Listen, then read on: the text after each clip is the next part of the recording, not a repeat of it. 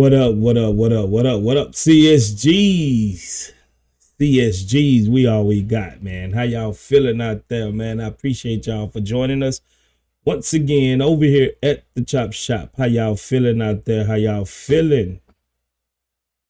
Season opener at home. We lose to the Charlotte Hornets, who, by the way, was down 3 starters.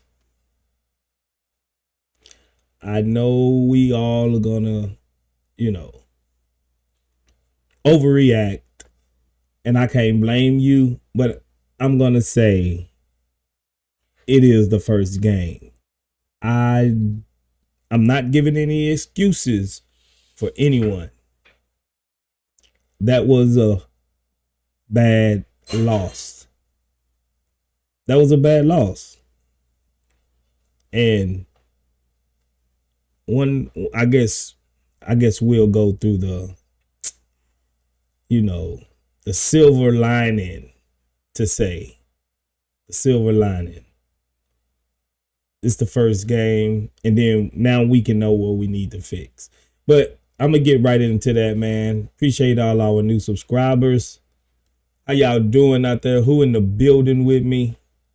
Space A713, my man Ringleader, Kubele, Brown, Xmas, Ocean, Bronze, Fortress, Most, Sigga Miggs, my boy Kurt, Daniel Berry Sports, Highlight, 6C, Charlie, Marco, Terry Agent, ILIR United, Serrano, Ravada, Batlin, Kuloglu, Cosmic Pressure, David Stone King, Larry Atenier Sr., LeRae, Dave Russ, Jalen Johnson, Rob Cortez, B-Rex,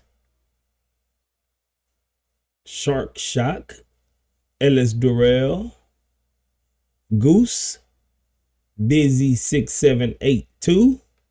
What's good, man? I appreciate y'all for joining us.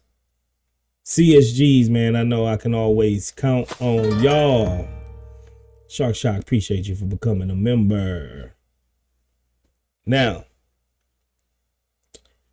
let me see, man. Let me see. I took a couple of notes. In the first quarter, the threes wasn't falling. Jabari's shot was looking real flat. Bari was trying to rebound. A-Man got some good D. Him and Reed Shepard was playing some good D. Then the second quarter rolled around. Our bench unit came out good, came out firing. We looked good. We actually went up, extended the lead to 18. A-Man's floater was going. Everything looked good. Everything looked good in the second quarter. The way we played in the second quarter is the way I think we should play from the whole game. But then the infamous monkey on our back third quarter rolled around. I don't know what it is about the Rockets in third quarters. Even if you go back, I'm talking about for years now, third quarters have been our hamstring. I don't know what we do at halftime. I don't know, because I don't know if they thought, the Hornets was going to lay down just because they was down 18 and 15. But historically, we've been bad in third quarters. Historically. Most of the times when we lost to teams like the Warriors and the Lakers, even when James Harden was here, it was because our third quarters, we'll just give it up in the third quarter. What does it take to get some halftime adjustments going? I don't see no identity for this team right now. I don't see no identity. We was feeding Şengün, and then once they started doubling Şengün come after halftime, they started blitzing them, doubling them. We couldn't do anything. We couldn't generate any offense. Hero ball. Started playing hero ball. A lot of the times, even from when I was looking, the extra pass was there. Because they doubling in Şengün. Once they double Şengün, Şengün did his part. Now swing it around, get the extra pass, get some open looks at the goal, threes, whatever. But guys started playing hero ball. It's just ridiculous. It was just ridiculous. Third quarter is bad. Fourth quarter wasn't no better. Charlotte Hornets started getting physical with us, started taking Şengün out the game. Then he started getting some mental breakdown, started turning the ball over. Bad shot selection. Jalen, he really started to let them back into the game in the third quarter, or kind of closing to the second quarter. All he was shooting was threes. When he did drive to the goal for the few times, he got fouled. At least he got to the free throw line. But once you do a three, you bailing the defense out, especially when you got athletic ability and you can shoot decent free throws. We bailed the defense out by shooting threes. And we know that we don't have the best 3-point shooters in the world. You know what I'm saying? JJ Rich Loudbird. Yeah, man. Like, we bailed them out too much. They out physical. They was more physical. They played us tough. Once Şengün got taken out the game, they finally realized how to neutralize Şengün. We had no answers. Everybody just started playing hero ball, taking dumb shots, and let them back in the game. Eventually, they fought tough. Credit to the Charlotte Hornets for not giving up. You got to give them people some credit. Now, this is one problem that we can see when we have, if a team have shorter guards. LaMelo Ball, he 6'8". He was just shooting over the top of Fred VanVleet, Reed Shepard, guys like that. This is the problem when you have shorter guards. Fred VanVleet was abysmal. I'm going to get to the Rocket Stock Exchange in a minute. But as a whole, as a collective whole, this loss goes on the coaches. It goes on the players. It goes on the water boy. It goes on Timma Fertitta, because it looked like we ain't ready. We don't look like we was ready. But like I said, silver lining, first game of the season. And I hope this pissed them off. I hope they are mad right now.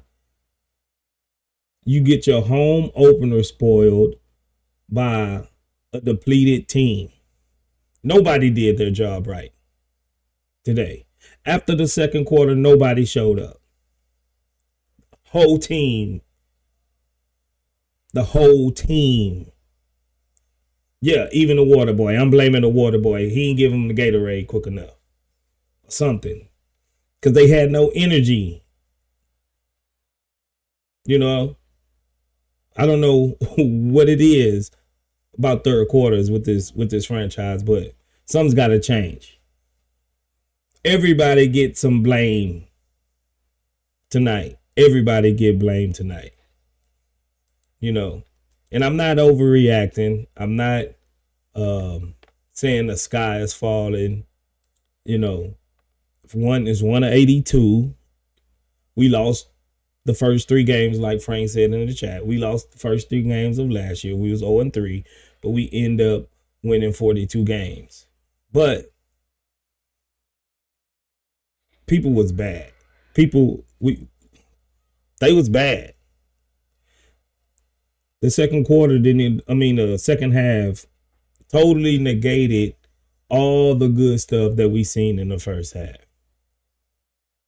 So It is what it is. Let's go over to the Rocket Stock Exchange. The Rocket Stock Exchange.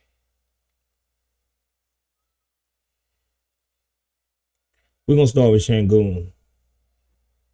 Shangoon's stock exchange stock should be rising. It still should be rising, even though he had a bad second half. At least he had us in the lead from the first half. Shangoon's stock should be rising. Just got paid. He came out, proved what he can do, and they basically took him out the game.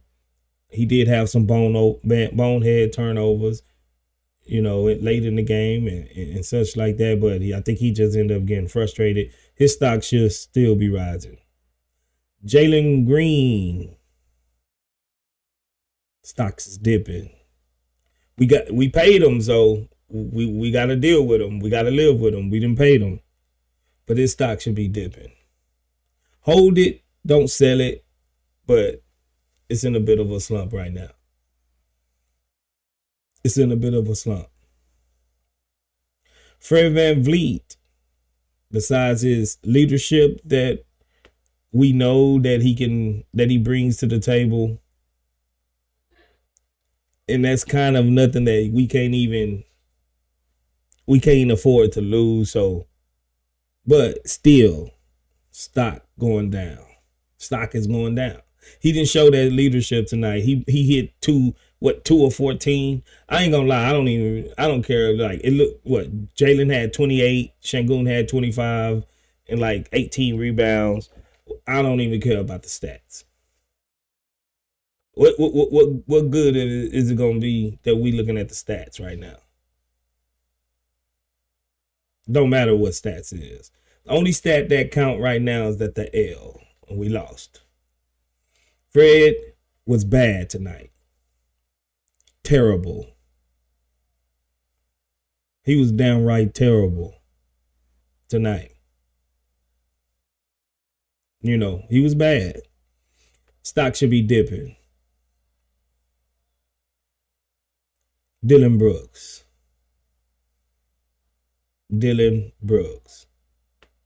Besides the first quarter of last season, he looks like he's overpaid. And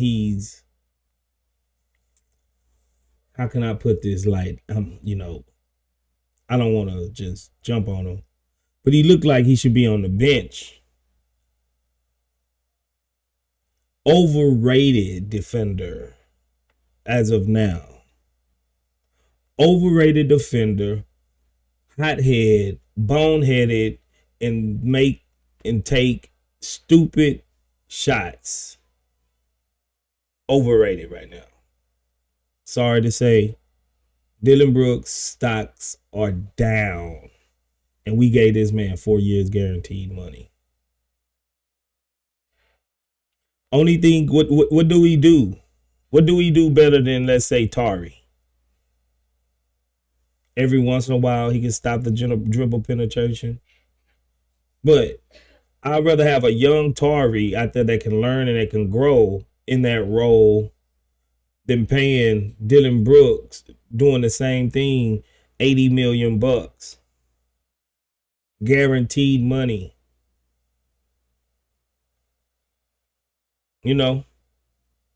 What do we do? I'm really starting to question exactly what do we do. I'm really starting to question what good can we get out of Dillon Brooks right now? Because past the first 20 games of last season, he's been mediocre at best.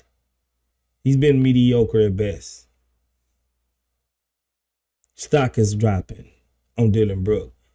Matter of fact, it's starting to bottom out for me. He's starting to bottom out for me.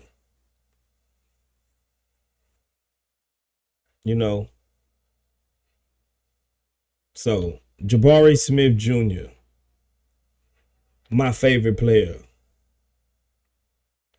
Bad shots. Shot looked flat again, like he ain't getting enough lift on his shots. Starting to be more of that line drive, Auburn, Jabari type shot. Still a little weak. Still a little weak in the hole. Still get pushed around. He got some, decent rebounds. He still sells out, like, far as, and he can't move his hips. He got to stay square, got to move his feet, and he can't commit. He see a guy go one way, he fully commits instead of just sliding and moving his feet to come and stay parallel to the defender.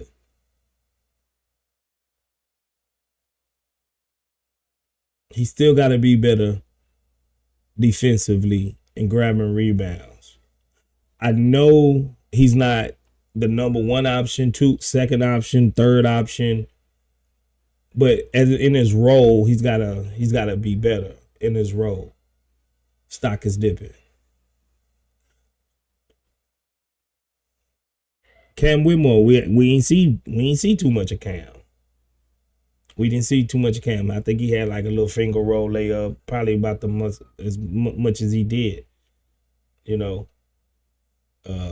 So stock stayed the same. Tari, I'm still giving him a little breathing room, because he set out most of last season. I doubt if he's all the way in game shape yet. So he's gonna make these. He still looked good. He still looked not good. He still looked decent for the limited roles and stuff that he played. So Tari, stock stays the same. Londell, he did all right. He hit a 3. He made some good passes. His stock probably bumping up a little bit. Good thing we didn't see no Tatum, no Aaron Holiday, because we was in a nail biter. I don't think they gonna play. I don't think they plan to play them in the first half anyway. Amen Thompson. I'm gonna say Amen Thompson. He did fairly well. We seen some elements of his game. He's hitting little runners. He plays defense. He grabs rebounds.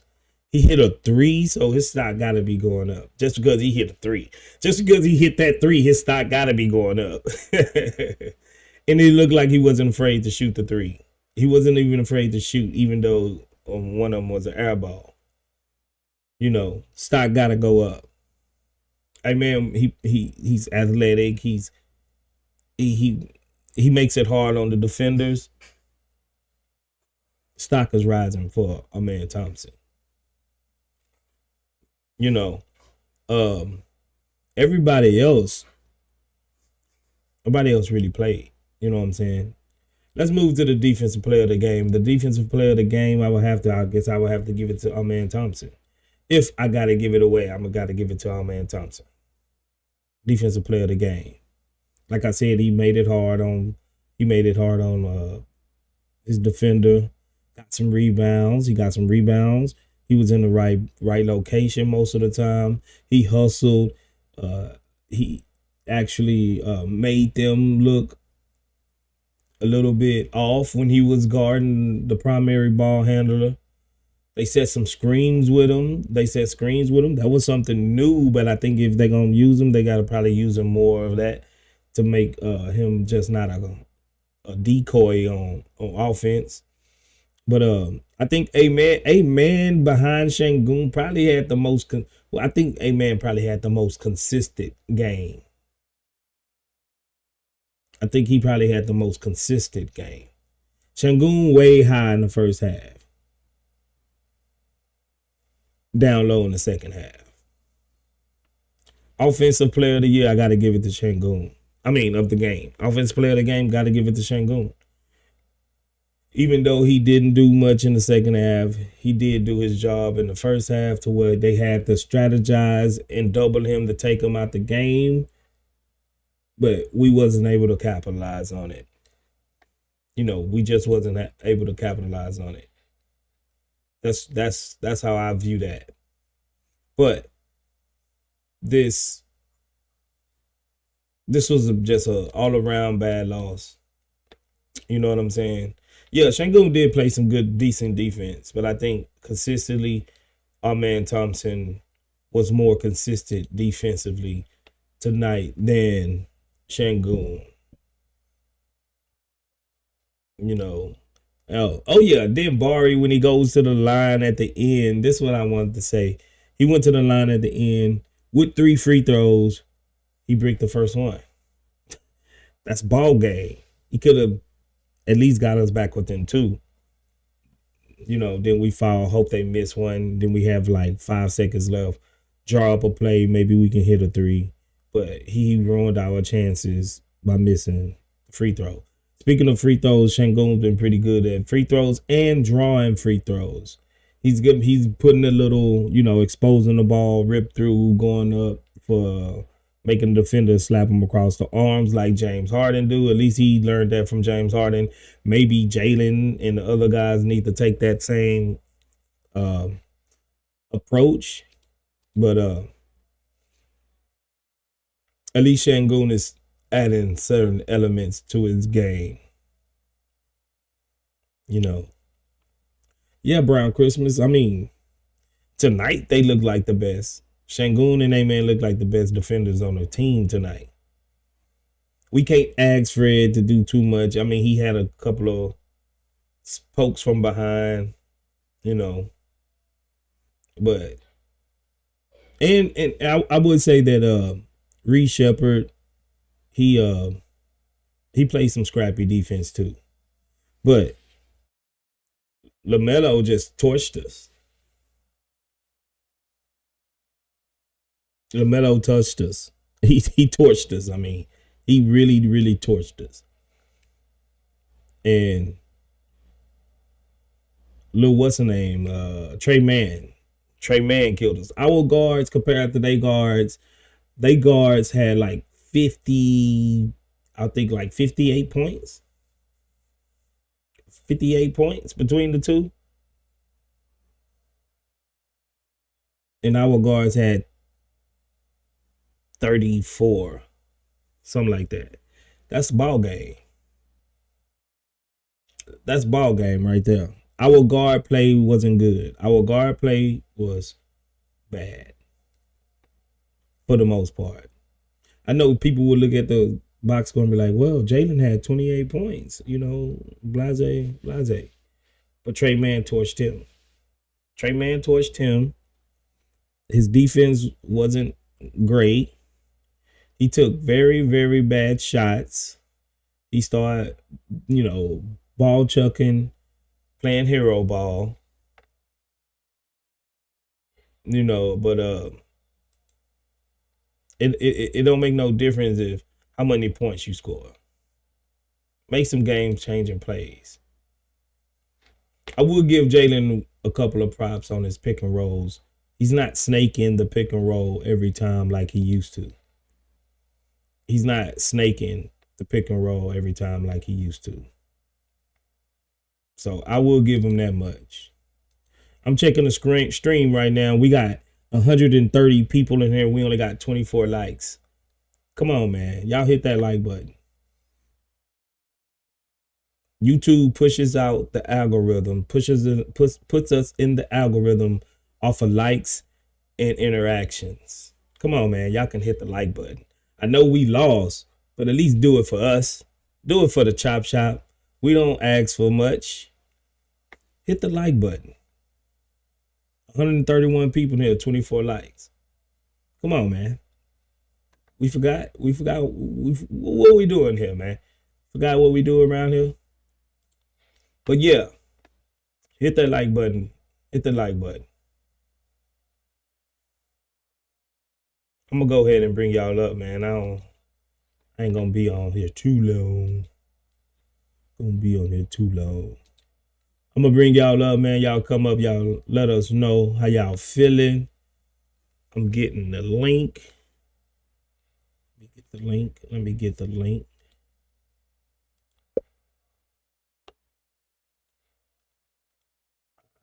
Aight. Y'all come up and let us know how y'all feeling about the game.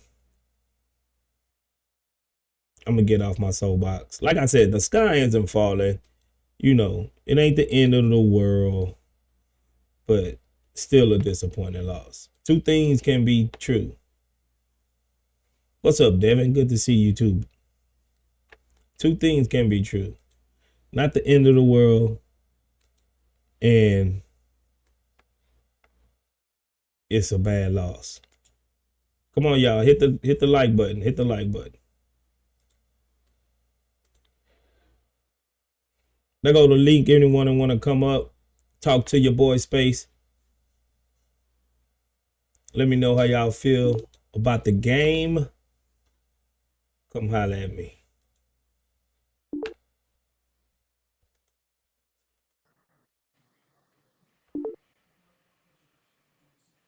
Who we got? Who we got? Who we got? Who we got?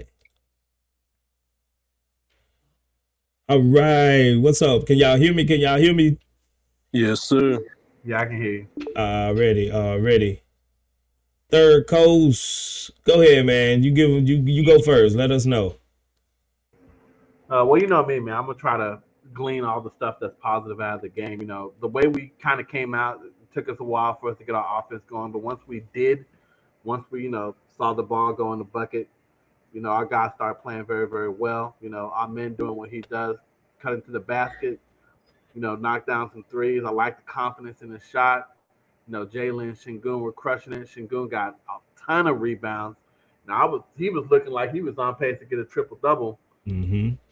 The way he started off, and yeah, him and Jalen continued to, for the most part, hit their free throws. They did very good there. Um, just kind of loved the patience, everything that we were seeing. Um, the way Brooks was playing in the preseason. I mean, of course, it's preseason, but man, he couldn't really buy a bucket, and he was being, pretty aggressive, kind of doing things that's not really like in his game. I know he believes that he's kind of got a bag, and there are some games where we see Brooks do some stuff, but man, like this was not the game. There was like a couple of possessions that he had where I know everyone was clenching their teeth, like, dude, Brooks, why? But Fred VanVleet was uncharacteristically bad until late into the game. Um, Jalen, he had some good looks. Probably could have made a slightly better selection on the shot selection, but they were good. They were good looks. The center was playing back, and Jalen had plenty of space, and but at the same time, there's a lot of shot clock left, and we had a lead. It's like could you have bled a little bit more time off the clock? Argue that you could. So it's one of those things like you do if you don't make it, it's a make or miss league, and you invite that criticism. But he scored a lot. It wasn't very efficient. Played good D. Şengün was again, Şengün was pretty great. Kind of got a little reckless, sloppy turnovers down the stretch. And with Bari, it's his third year, contract year. The scrutiny on Bari is going to be crazy high. Şengün and Alp and Jalen, they recently got their new contracts. So, the criticism is probably still going to be there, but it's going to be, toned down a little bit. But for Jabari, woo, magnifying glass is going to be on Jabari. So he's going to be in for a pretty shaky year anytime he doesn't have a very good game. So, it comes with the territory. I believe he's a tough kid, but he just has to, have amnesia real quick. Keep chopping wood, keep pushing ahead, and hopefully he catches his rhythm, gets used to his new body, and you know starts knocking down those shots. But yeah, I noticed what you said, how like his shot is flatter, like it's gotten back to being flat, and I 100% agree. Some of those pull-ups he had, I was just like, man, there's no arc on that whatsoever. But yeah, from the first half, like that's the Rockets that I believe in. The way we played D, the way we converted. That second half, I felt like we got sped up a little bit. Shot was coming off the fingertips a little earlier than usual. They seemed excited, and that defensive focus slipped. Charlotte got a lot of easy transition buckets, floaters. We didn't know what to do with them floaters.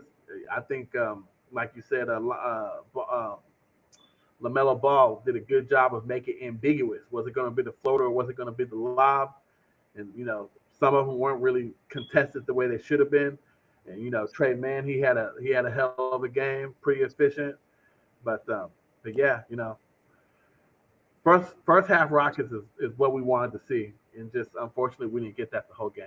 But yeah, that's all I gotta say. Yeah, man. I mean, I agree with everything you said, bro. It was just like I said, the sky ain't falling, man. But we just want. I wanted to see a better showing than that for our first game, and it just seemed like the same old uh problems just keep happening. It's like we on repeat right now, and I'm hoping eventually it's gonna go away, and we're gonna fix it. But first game, not nothing to overreact to, but we seen signs of this in the past. We seen signs of this in the past, and I'm hoping this is not gonna be our Achilles heel going forward. I got my boy Frank in here. What's up, Frank? Hey, what's good, bro? What's happening, man? Go on, give us the Man, just rundown, man. nah, it ain't. I mean, it was just a bad all around game. I've seen the box score. I don't think nobody shot over 50% on the starters. Fred shot like 20-some%. Dylan shot like 18%. Alp shot 45. Jalen 39, and Jabari I think like 40 or 28 or something like that. I think we only made 7 threes. Just a bad all around game, and that run to close out the half was really when the wheels started coming off a little bit. When we was up by 17 and they closed out the half, I think we was up by 10. Then I think in the third quarter, there was a lineup that gave up a lot of points with the bench unit. They played really bad this game. And then by the time the starters came in, the Hornets was already like comfortable. And then I think one of the biggest adjustments is them putting Grant Williams on Şengün uh, on defense. Gave him a stronger player that played under him. Could never really get comfortable. And then I was telling this to my partner, when you guard in the post and you smaller than the post defender, the refs let you play more physical. Like you can get away with more. So Grant was tugging him, pushing him, fouling him a lot, and they wouldn't call it because he's a smaller player. So that Right. was a smart adjustment on their end. And then spacing out on offense is like he a 3-point shooter, so he draws Şengün out the paint, which don't help us with our rebounding because they got really hard rebounders, and I forgot what the twin name is, and then uh, whatever Bridges. Bridges. Yeah, so them dudes was on the boards. Just a bad recipe, I think. I mean, ain't nothing. It's just one game, bro. I ain't tripping. We lost by 30 to Orlando last year, and we don't know what Charlotte is. LaMelo Ball is a star, so you know what I mean. At the end of the day, you can't get a guy like that comfortable. That's just happened. It is just an immature loss. A team that we play with our food, and we should have just put them out their misery earlier in the game. I think Ime got a little too cute too with some of the substitutions he had. Like, I didn't like some of the bench lineups, the combinations we had. They wasn't really doing much. Um, it's to me the only thing that I'm keeping an eye on going forward is the offense. That's something that I've been talking about since last year for our team to want to see it evolve. Um, I didn't really see any changes this game. That's the only thing. But as far as like guys making, like Fred is not going to shoot as bad as he did to like every night. You know what I mean? I'm hoping Dylan doesn't shoot as bad. You hope Jabari doesn't shoot as bad. I don't think Şengün is going to be as inefficient as he was. And I think Jalen, he didn't shoot good in the second half, but he just – hold on, bro.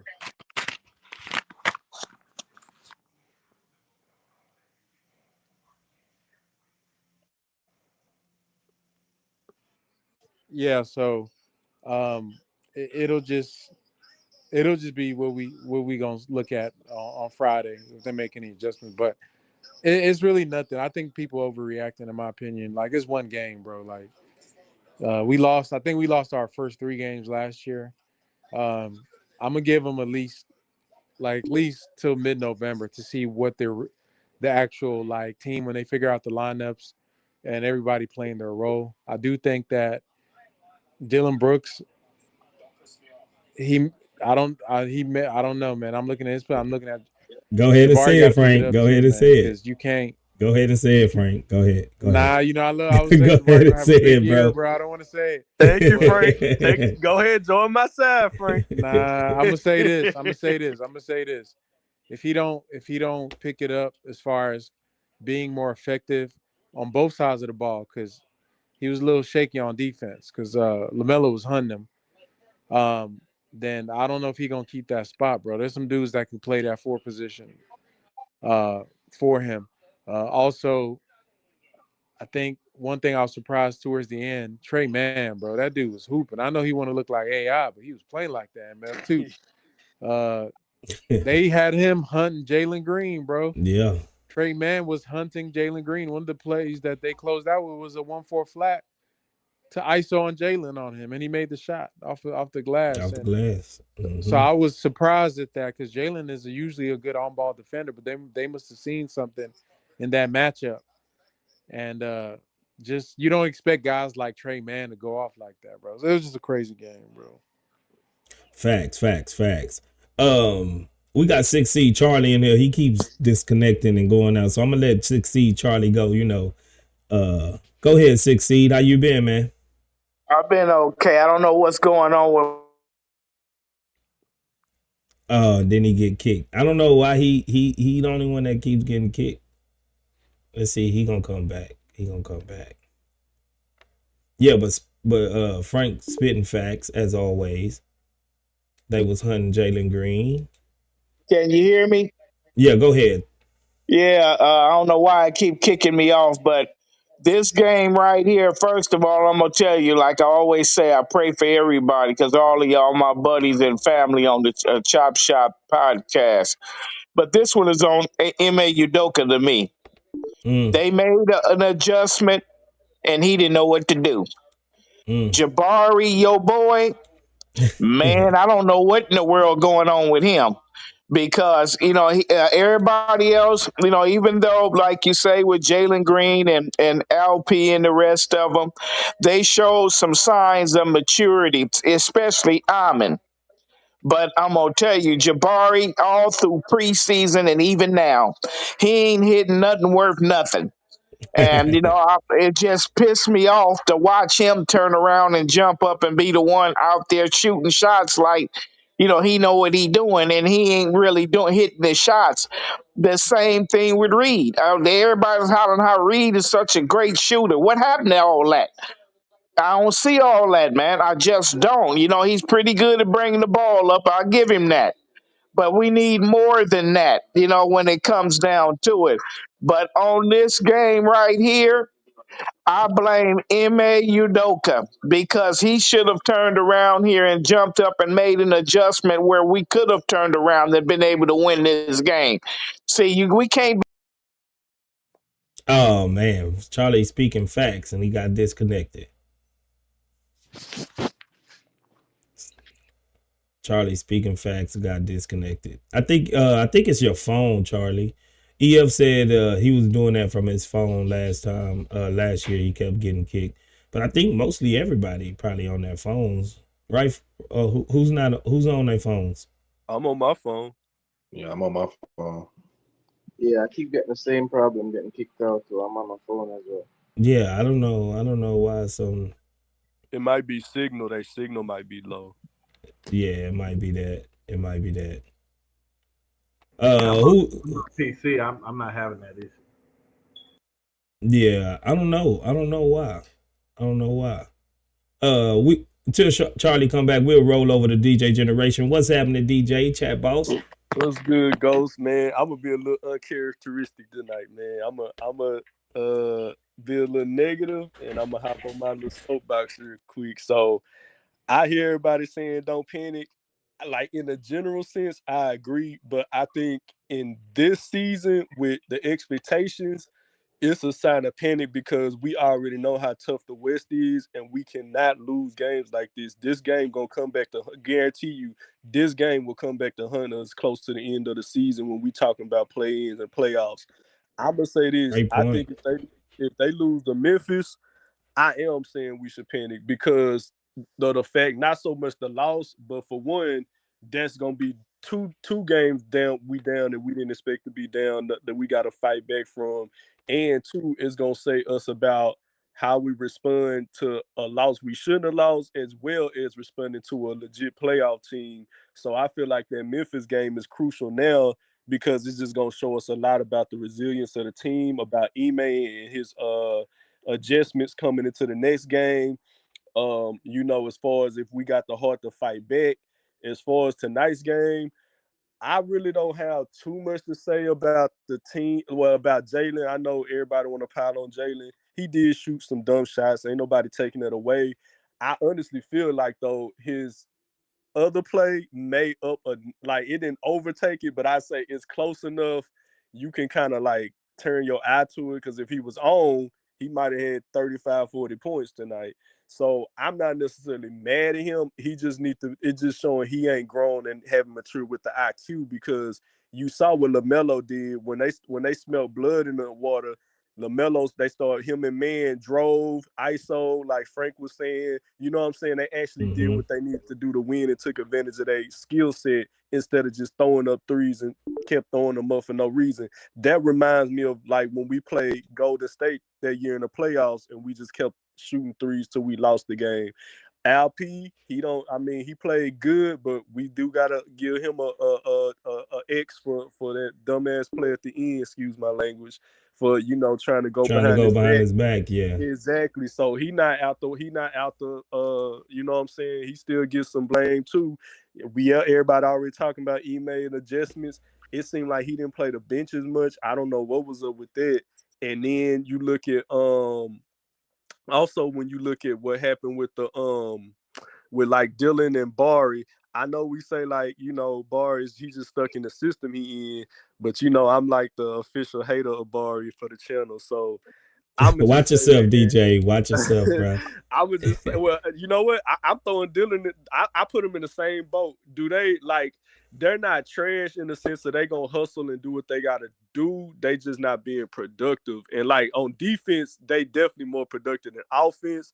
But the problem is, I was saying in the comments, it's like we're playing 2.5 people versus 5 every game because you literally on offense, you literally almost forget Dylan and Barr even exist. So it's like everybody just keying in either Jalen chucking up shots or if he on, he on. So it's like that's a 50-50. Fred was uncharacteristically bad tonight. So that's, what I'm saying, that threw everybody off. And then they just keying on Şengün. What I'm worried about is Charlotte gave everybody the game plan tonight of how to guard us. I say everybody gonna start packing the paint. They gonna zone or double Şengün and force everybody else to do what they supposed to do. And Dylan and Bari. DJ, this is nothing new. Like what are we talking about, bro? Like this is not you. I'm just saying people keep saying it. Like I think the critics. That's why I said like my biggest thing is the offense. Sorry to cut you off, but it's not. I've heard people bring it up like we discovering America or something. Like they was doing this December of 2023, bro. We've been knowing this, and this is to me why Ime needs to like this is what we've been looking out for. That everybody in the NBA knows how to try to guard Alperen Şengün, bro. It's not a secret. This is nothing. It's at the end of the day is what are we gonna do as a team to leverage that? And I think that's what's if you want to be scared about something is that we gonna run it back again where it's like our offense is just you even heard Ryan Hollins saying it like, oh, we got to get back into pick and roll. Like if he can say it, I said it in our group chat with Space. Everybody know that, bro. And to me, that's a problem. Like, but that's my point. Yeah, that's my point. Yeah, that's my point. That's what I'm worried about. Nothing looking like it's changed. What is to DJ's point? What is this beautiful motion offense that inmates supposed to picked up from man? Like, you know what I'm saying? Like, where is it? Yeah, I Like don't know, bro. I'm waiting to see the beautiful game. I ain't seen I haven't It seen look it ugly yet. right the now. game been ugly, boy. I ain't gonna hold you. And the way we winning is like basically 1990 style pick and roll, heavy pick and roll, dribble handoffs, the usual. Like every team can run these type of plays. You know what I'm saying? Like where's the backdoor slip screens and the cuts and the motion and the movement? The most impressive play I was impressed with this game was when the screen little curl that Cam Whitmore came off and he got the little layup alley oop. That was a little wrinkle that I haven't seen. I was like, oh, okay, maybe we're gonna start seeing more of that. Nope, we ain't see no more of that after that play. Like, why you can't do something similar with Jabari coming off a screen like that, little curl, get him on that elbow jumper. You know what I'm saying? Like what? Yeah. What is we doing with our They guys? they did try to run. They were running this kind of a split action with Tory. I don't know. They spammed it like 4 times in a row where Fred will give the ball to Shangoon in the post, like at the nail, and then he would set a screen for Jalen, and Jalen would run off the screen into a dribble handoff and try to go. He drew a Yeah, I foul seen from it, that. I think. Mm-hmm. The thing is, it's so one-dimensional when we run it. Whereas, like, if you watch a team that actually runs real motion, when they run those plays, every player in that dynamic is an option to score. The thing is, when we run those plays, we have one person that we want to go score. And I don't know if it's the design of the play or is the fact that the guys that's running it don't know how to pass like that or they don't read the game that fast. Where, like, if I give you a handoff and I slip, you pass it, or Fred is probably open after the screen where you could pitch it back to him. They don't do like that type of stuff. Maybe that's one of the things of having a young team. But yeah, Ime is on. I mean, he's on alert, bro. Because at the end of the day, we've only seen him on one team With a stacked team. with a stacked team that's becoming a dynasty without him. Not saying I think he's one of the best coaches in the league, but offensively, a lot of people did say that Will Hardy was the kind of the offensive coach for that Right. Celtics team when they were there. And you look at how the Jazz, how their offense, which is 5 out like ours, but theirs has a lot more movement and motion, and it's more. Most of this, I would say, probably more efficient. So yeah, that's something I'm gonna be watching out for. But as far as like the game, I don't know. It's just so many little things that happened. I think it's just first game stuff, even for the coaching staff. The lineups, I don't think they're gonna be like that going forward. I think honestly the worst lineup out there was the one with Reed Shepard, Amen Thompson, and Tari Eason, which Yeah. you would expect that lineup to be our strongest lineup, but they blew the lead like wide open. They blew that lead, and it's because they was just unsure. Reed was not really playing in his zone. He played decent, but he was making some mistakes. Not really sure where he fits because he's a rookie, and I know he's trying to be respectful. Um, it's just to me stuff. This stuff is gonna work itself out. Like we lost the game because we don't have a.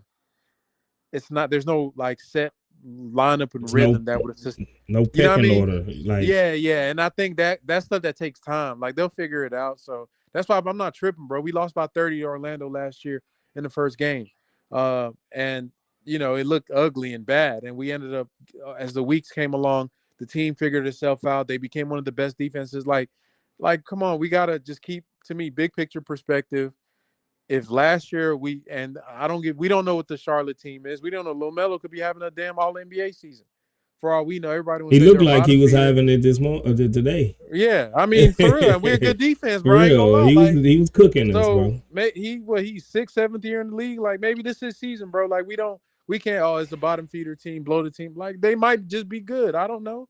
But Orlando wasn't no world beater. Yeah, they made the playoffs, but they were a playing team in the East, bro. They would not have made the playoffs in the West, and they 30 balled us on the first game. So like it's relative. You got to look at big picture. Are we better this year than we were last year? I would say yes, because our young guys look terrible. In fact, it's the inverse of last year, whereas Fred and Dylan was the ones that was carrying, and our Jalen and the Shangun and them look scared. Now it's like the old heads looking bad, and they just got to figure it out. They'll come along, bro. I think let's try this. Just we have high expectations. Let's try to let the team show us what they are over a span of games instead of just individual micro. Like, oh man, this is the end of the world. I mean, but it's going to take some time. But I think that offense is concerning. I am going to say that I'm concerned about our offensive play style because, like if you could figure it out, bro, I'm sure NBA coaches could too. Facts. Cosmic, what's up, Cosmic? Shit, what's good, Space? What's happening, brother? Man, hey, bro, we're going to have to debate on this, man, because, look, I'm with DJ, man. I've been panicking all summer, bro. Like, man, look, you got to think about it. They got the same team as last year. That's 82 games of film. They not doing nothing different, man. Like they have nothing to, like, look, you expect them to play better because, you know, they growing. It's another season under their belt. But I looked at this game. I was like, look, you got A.J. Griffin. He was on the team for 2 weeks and he retired. So something's up, man. Something is up. So I'm just looking at it like y'all didn't get no new free agents. Y'all got what Reed Shepard, which is Fred VanVleet, .2. So it's like y'all predictable at this point, and then y'all not doing nothing to stand out. So I looked at this game like, look, man, y'all better win in a convincing fashion, and they did not. So that's very alarming. So I'm just like, man, I don't look. They not, and you could say like, oh, they had 42 wins last year, but let's not forget they was second to last. So come on now, y'all the second to last team, and y'all ain't make no improvements. What y'all expect to happen? Wait, how we know we ain't make no improve? Like, once again, bro, you may be right, bro, but it's too early to tell anything, in my opinion. Because even if we let's say we blew them out, bro, that don't tell me we're gonna like be a 5th seed, bro. I'm not gonna look because the same reason that people panicking about Charlotte, if we blew them out, is that gonna give you confidence? Like, yeah, we gonna be a it was playoff showing me team. in direction though, but to me, it's just like it's the same team. They was up 18 points, bro. So and they blew it. Yeah, but that happens in the NBA. My point is this, like, even if we won this game, bro, we could have still like get to December and crash out. And so I don't know. I don't have enough information to make a decision about the team yet to see what they are, because they could very well come out against Memphis and look like the freaking 2016 Cavs or the 2017 Warriors. Like and then everybody's gonna be like, oh, we're gonna win. Like I just think, bro, it's just we've been here before, bro. We've been to last every time. You said what? And we've been last every time. I'm telling you, like for me. No. I'm talking about this. It's only been one game, so we don't know what we're gonna be. My point is, like, if they look good against Memphis and blow them out, then everybody gonna swing back to the other way. Oh, this the season. To me, that looks that's Cowboys fans, like Hey, why the Cowboys catching a string? Hey, but they do be doing that though. We going to the Super Bowl. We going to the Super Bowl. We just beat the Giants. We blew out the Giants. That's all I'm saying, bro. Like, just give it a couple games, man. That's all I'm saying, bro. That's all. But look, this is where I'm looking at. I'm looking at the past 2 years. I'm like, all right, I've been lenient. You know what I'm saying? That most of the guys, it's their 3rd or 4th year. So it's like, nah, man, the season opener, man, that's a statement game. You can't come out and win that one in your gym. I don't know, man. That's not a good sign. Well, I would say you can. I'm not gonna say don't be don't be mad about the loss. Of course, you could be mad about the loss. You know, like I said when I first came on, it's one game. It's a bad loss. It was a bad loss. Nah, so check this. Our whole season don't hinge upon this loss. But DJ Generation did make a good point that maybe this one game it probably could tip the scales on whether we make the play in or have an outright playoff position, whether we 7th or 8th.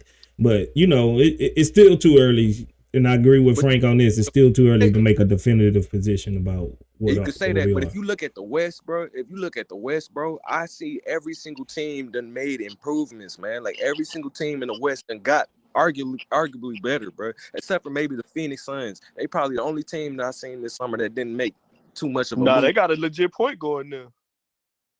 That's possible, but that's what I'm saying. What have we done? And then I'm going off of look, Jalen Green. I think there was a point in the game in the third quarter where he went like 3 shots back to back at the top of the 3-point line, and he just airballing, bricking it. It don't even look like it's going close. So it's like I don't know, man. Like the play style, man. There's nothing about that game that gave me confidence. That I don't know, man. Like.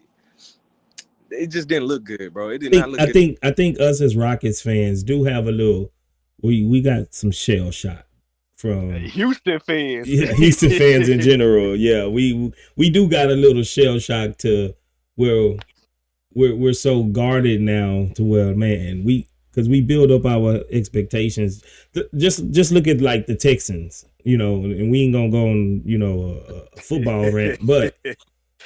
We was expecting high things, and then we come out and get blown off the doors by Vikings. You know what I'm saying? And then we was expecting high things, and then we lose to Green Bay, and our offensive line is not working, and we need to make some adjustments. And I look at this as the same way. We got high expectations. We think we should be, an outright playoff team. I don't have high expectations. I think what Frank said is true. We're not getting carried by the older guys now. It's like a passing of the guards from Fred VanVleet and Dylan Brooks and Aaron Holiday and old man Jeff Green was carrying last year to where we see the young guys. Jalen Green, Şengün, they was at the forefront of this game. You know what I'm saying? So I can see the dichotomy to where compared to last year to this year. Now, our younger guys are stepping up. Now, we got to remember they haven't did this role like this now. So they don't have nobody to carry them like that because Fred's getting older. Dylan Brooks getting older. Dylan Brooks is Dylan Brooks. I don't know what to do with him. He's like an enigma right now to me. You know what I'm saying? I really don't know what to fully think about Dylan Brooks, judging on his last season, but maybe we seeing that shift, and now going into further down the line, people are starting to figure out their roles, I guess, more to Frank's part. But if they got 82, look, I'm saying they got 82 videos of film that they studying, and Alperen Şengün, I gotta say it, man, he predictable. I called that like when he got dunked on to start the second half up. I was like, nah, they got a game plan on him now. And when it came down to that, where they scored on him at the last second, and then he turned the ball over, and they benched him soon right after that, I was like, nah, man. See, y'all done paid him this near max money, and he ain't got that near max, you know what I'm saying, like skilled. I haven't seen it. I haven't seen it yet. I can't, I can't force you to see it one way. You see what you see. And I see what I see because I'm like I said, I'm straddling the fence on because I do know how we looked last year and how we lost games last year, and this looked like it. Exactly. But the way Frank is looking at it, we ain't counting on the older guys like we did last year. Now the guys that just got paid, Jalen Green and Şengün, they was the ones that was actually trying to carry. So maybe we changing the guard and now they knowing their roles, So, and I think that they'll have more to offer at the end of the game because they're fresh. And they're younger than those older guys. They're going to wear down during the game, during the season. We seen last year when Fred was getting hurt because he was playing 39 minutes a game. And it was just like, something's gonna have to give, and eventually his body gave, so I can't just say definitively this is what we are, that we're gonna lose games like this. But is this game in a vacuum? Is this game concerning Of course it is. But big picture, I can't make that judgment yet. Yeah, That for me, as far as like with, I think Şengün's the least of my worries, bro. I don't know what you was watching, brother. But I think he had a good defensive game. I think obviously the he missed a lot of like bunnies and stuff towards the end of the game, but I've seen him close out teams plenty of times. So I'm not worried about that dude, bro. Like And I I'm not was saying telling, it's not possible, but I'm saying like from what I've seen, when it comes down to those plays that matter, they're always predictable and they always have a game plan for it. They double team them, and it's a yeah, but turn that's not him. That's result. not his fault, bro. That's like if I'm generating a double team, bro. At the end of the day, then what are we doing with that? Like I've done my job as the offensive scorer, so it's like that's where it gets back to the offensive play. Like, what are we countering with? Is it just everybody standing at their spot and waiting for the double team to come? The spacing is, I've went through this before, but yeah, he played bad towards the end. But to me, he's obviously played the best game. He looked like our best player. I don't think we go out to that big lead if he wasn't playing as dominant as he was. I just see a difference between a team that's blowing a lead than a team getting blown out. Because to me, when you blow a lead, it's more of like focus and like discipline and little stuff like that stuff you can correct, bro. When you getting blown out, it means you just lack ability. And so that like when I'm comparing last year's game, last year we couldn't do nothing right. Like the Magic just was dogging us. Like and we lost the first 3 games to start. If y'all remember, the first 3 games of the season last year we lost, and there was the big loss in San Antonio with Jabari missing the free, all that. Like, so y'all got to really remember all that stuff. Like, this stuff happens, bro. And they We've finished lost. last season, so they started that We way. didn't finish. We didn't finish last. We we didn't finish was last, like, bro. well, we was Like like 11th, we was 10th. like not 10th or Trouble 11th or man. whatever it Trouble. was. But the point is that the difference between the 6th seed and the 11th seed last year was like 5 or 6 games. That's true. That's the West. So saying we finished last is literally we did, but like as far as that we were pushing for a playing game, and you have to keep in context of where we're coming from.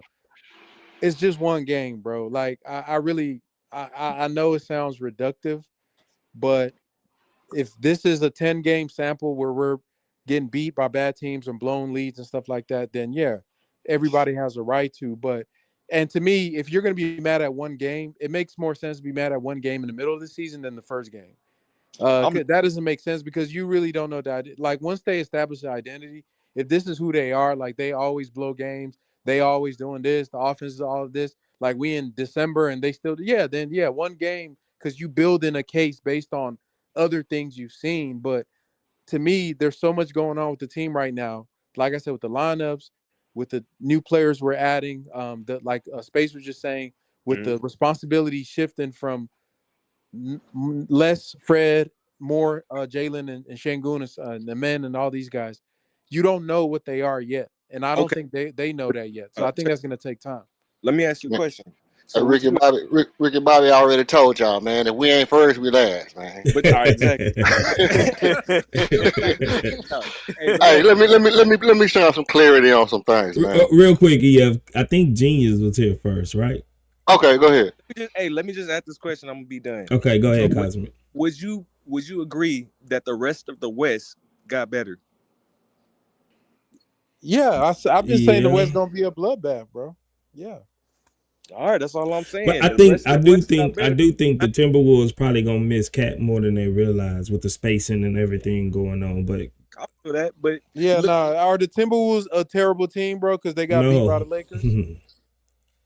And the Lakers look good. Anthony Davis looks good. So does that mean that Anthony the Davis Timberwolves are a was bad stupid. team, bro?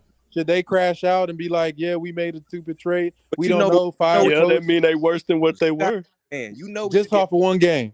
No, I'm just trolling, Frank. No, I'm just saying, bro. Y'all know, somebody gotta lose every game, bro. Somebody's gonna lose. Y'all know in the game of 2 people playing each other, one person lose. So does that mean half the league right now is just everybody crash out? Fire but you know what you expecting from them other teams. You know what you're going to get from them. And what I'm saying is if you know the Western got better and we still got the same exact team, I don't know, man. I just I don't don't. know if you can say we have the team. That's all I'm saying. You don't know what our team is. That's true. Yeah. But I That's know all it's I'm saying. That's all I'm saying. We are a year older. We are a year older, so it's not like we got the same. We do got the same, some of the same players. You know, we don't know what Steven Adams is going to be. Actually, Londale looked at. He's probably a little bit better than he was last year. At least at this point of last year, he was garbage. he was injured. He was still injured. I get that's Yeah, true. so We got Tari back too. we got Tari back. Tari, I'd still, like I said earlier, I'm giving him maybe a cool month and a half to look like Tari again from missing so much time last year. I just think, like I said, I'm conflicted almost. I'm not fit to say after one game this is what we are, but the microcosms within this game is concerning because we have seen the team lose this way more than often last year. You know what I'm saying? So if you want to say this was a bad loss in itself within this game, I think you'll be right. And I think everybody will agree with you. But if you try to extrapolate that to the whole team, like this is what we're going to be during this whole season, then I think you probably jumping the gun. How about this as a middle ground, Frank? Hey, The can I sky get ain't my? falling. Yeah, let Genius go. Let Genius go. The sky ain't falling, but next week the sky getting closer if we talking about this. Yeah. Hey, It's if just- we get like, It's I mean, trending. if we start off 0-3, I know y'all gonna crash out, but I won't say nothing if it's 0-3 or something like that. But I'm just saying, man. And they got the Spurs and the Mavericks coming up, man. We're It gonna ain't beat looking the good. Spurs. I ain't tripping on that. Go ahead, Genius. Yeah, man. Respect to the panel, man. So my before I even get my take off, I think that we need to give what's his name, Raphael Stone, a little blame for this. He gave these guys the contract extension, on the eve of the season opener. So these guys came in here trying to show that they're worth all this money, right? So because that's the only thing I can say why Jalen Green jacked up 15 threes. He must have been trying to show this. Yeah, he must have been trying to show Houston that he deserved the money.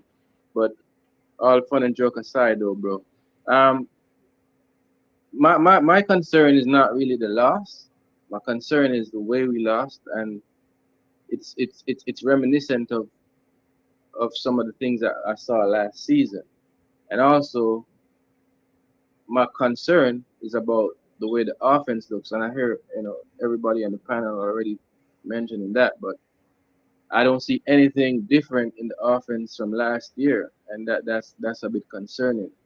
So I think Ime is on the clock with his offensive schemes, because to be honest with you, I know we're giving Jabari grief, but I'm blaming Ime for that, bro, because I think we all know from Jabari's college days that he doesn't generate his own shots, right? And if your offensive philosophy is not generating any open threes in the corner where you have him standing, then he's not gonna get the shots, right? So to have him standing in the corner waiting on threes, which the offense is not generating, then that's a problem. So I don't understand why they're not running plays for him, get him off screens, get him in movement, getting him some open shots in the mid range where we know he's a sniper. I don't know. So I'm gonna blame the offense, the offensive philosophy of Ime for that, because if we are expecting Jabari to go out there and call for the ball and get his own shot, that's not gonna happen because that's not his game. The offense needs to generate the shots for Jabari. So we need to see Ime more creative with that, getting him shots and being intentional of running plays for your number 3 pick, because it's kind of concerning that he's basically been relegated to basically a non-factor, whether in the starting lineup or anywhere that he's playing on the court. I mean, with the bench unit, nothing is being run for him. So he's got to be take the initiative with some of the things, but that's not really that would be almost like him forcing things, but that's not his game, right? Outside of that, bro, I blame Ime to an extent for this loss, because I don't know if he's getting soft or what, but I'm a bit surprised that he didn't like pull Jalen to the side and say, "Hey, bro, what are you doing?" Because I'm gonna give Jalen credit. The first half, he played excellent basketball. That's exactly the type of basketball I wanted to see from him, moving, getting shots within the flow of the offense. And if you notice, those shots were going in. But all of a sudden, he came on in the third quarter, starting to jack up all these threes, which weren't falling, and he didn't make any adjustments. He just kept coming off the screen, pulling up at the top of the key, and jacking shots. And that was by design from the defense because that's exactly what they wanted him to do. And his IQ wasn't high enough to realize that. So yes, he came off of the screen. The shot might be open, but that's for a reason because that's what they're giving you because they know that that's not your game. You're not a good shooter. So why are you taking 15 3-point shots and 0 assists? You can't have that type of game from your two guard, bro. At least that can be demoralizing to the rest of the team when your two guard just comes off the screen, jacks up threes, and he doesn't survey the rest of the court. Like what's happening with a cross court pass? This is what we're talking about. That it comes back to Jabari because if your two guard is just coming off the picks and jacking up threes, then those guys standing in the corner, they're relegated. They're basically useless on the court. So that's again on Ime. So Ime needs to make that adjustment. That type of thing can't happen. Alpi, he played a great game. I mean, that last bonehead play in the fourth quarter kind of cost us the game a bit, but I wouldn't even say cost us the game because to be honest with you, this game should have been over from the third quarter. But I don't know what happened in that third quarter. No movement, shots just jacking. Fred was off in that third quarter as well. But I mean, I'm not gonna overreact to the loss, but to be honest, we still need to like literally win these games because we're actually in the easier part of the schedule right now. Because after January, the schedule gets crazy. So we don't have any time to be like dropping these type of games, trying to play makeup down later in the season. Because at that point in January, February, that's the time the veteran teams start to get into their groove. So as a young team, we need to like jump the gun and get ahead of these guys if we really want to like seriously make the playoffs. But yeah, that's my take so far, bro. Yeah, appreciate that, bro. And yeah, you right about a couple of things, about most of the things I would say, but I want to remind the whole fan base, whoever is listening to this right now, mostly all of Ime Udoka's teams have slow, mediocre type starts. Even back to Boston, they was talking about firing Udoka, and then he went on a historic run. Granted, we don't have two superstars in Jaylen Brown and Jason Tatum, and our roster isn't as good as theirs. But then bring it back to last year. We had this bumpy start. Then we kind of took off after January. So it's almost it's almost just like a characteristic of Ime Udoka's teams. Like I don't know if he used the earlier part of the schedule to figure out who can and can't do what until he hones in on, this guy can do this guy can do this, and then try to implement that, and it all starts to work. You know what I'm saying? But this, and granted, this is the West.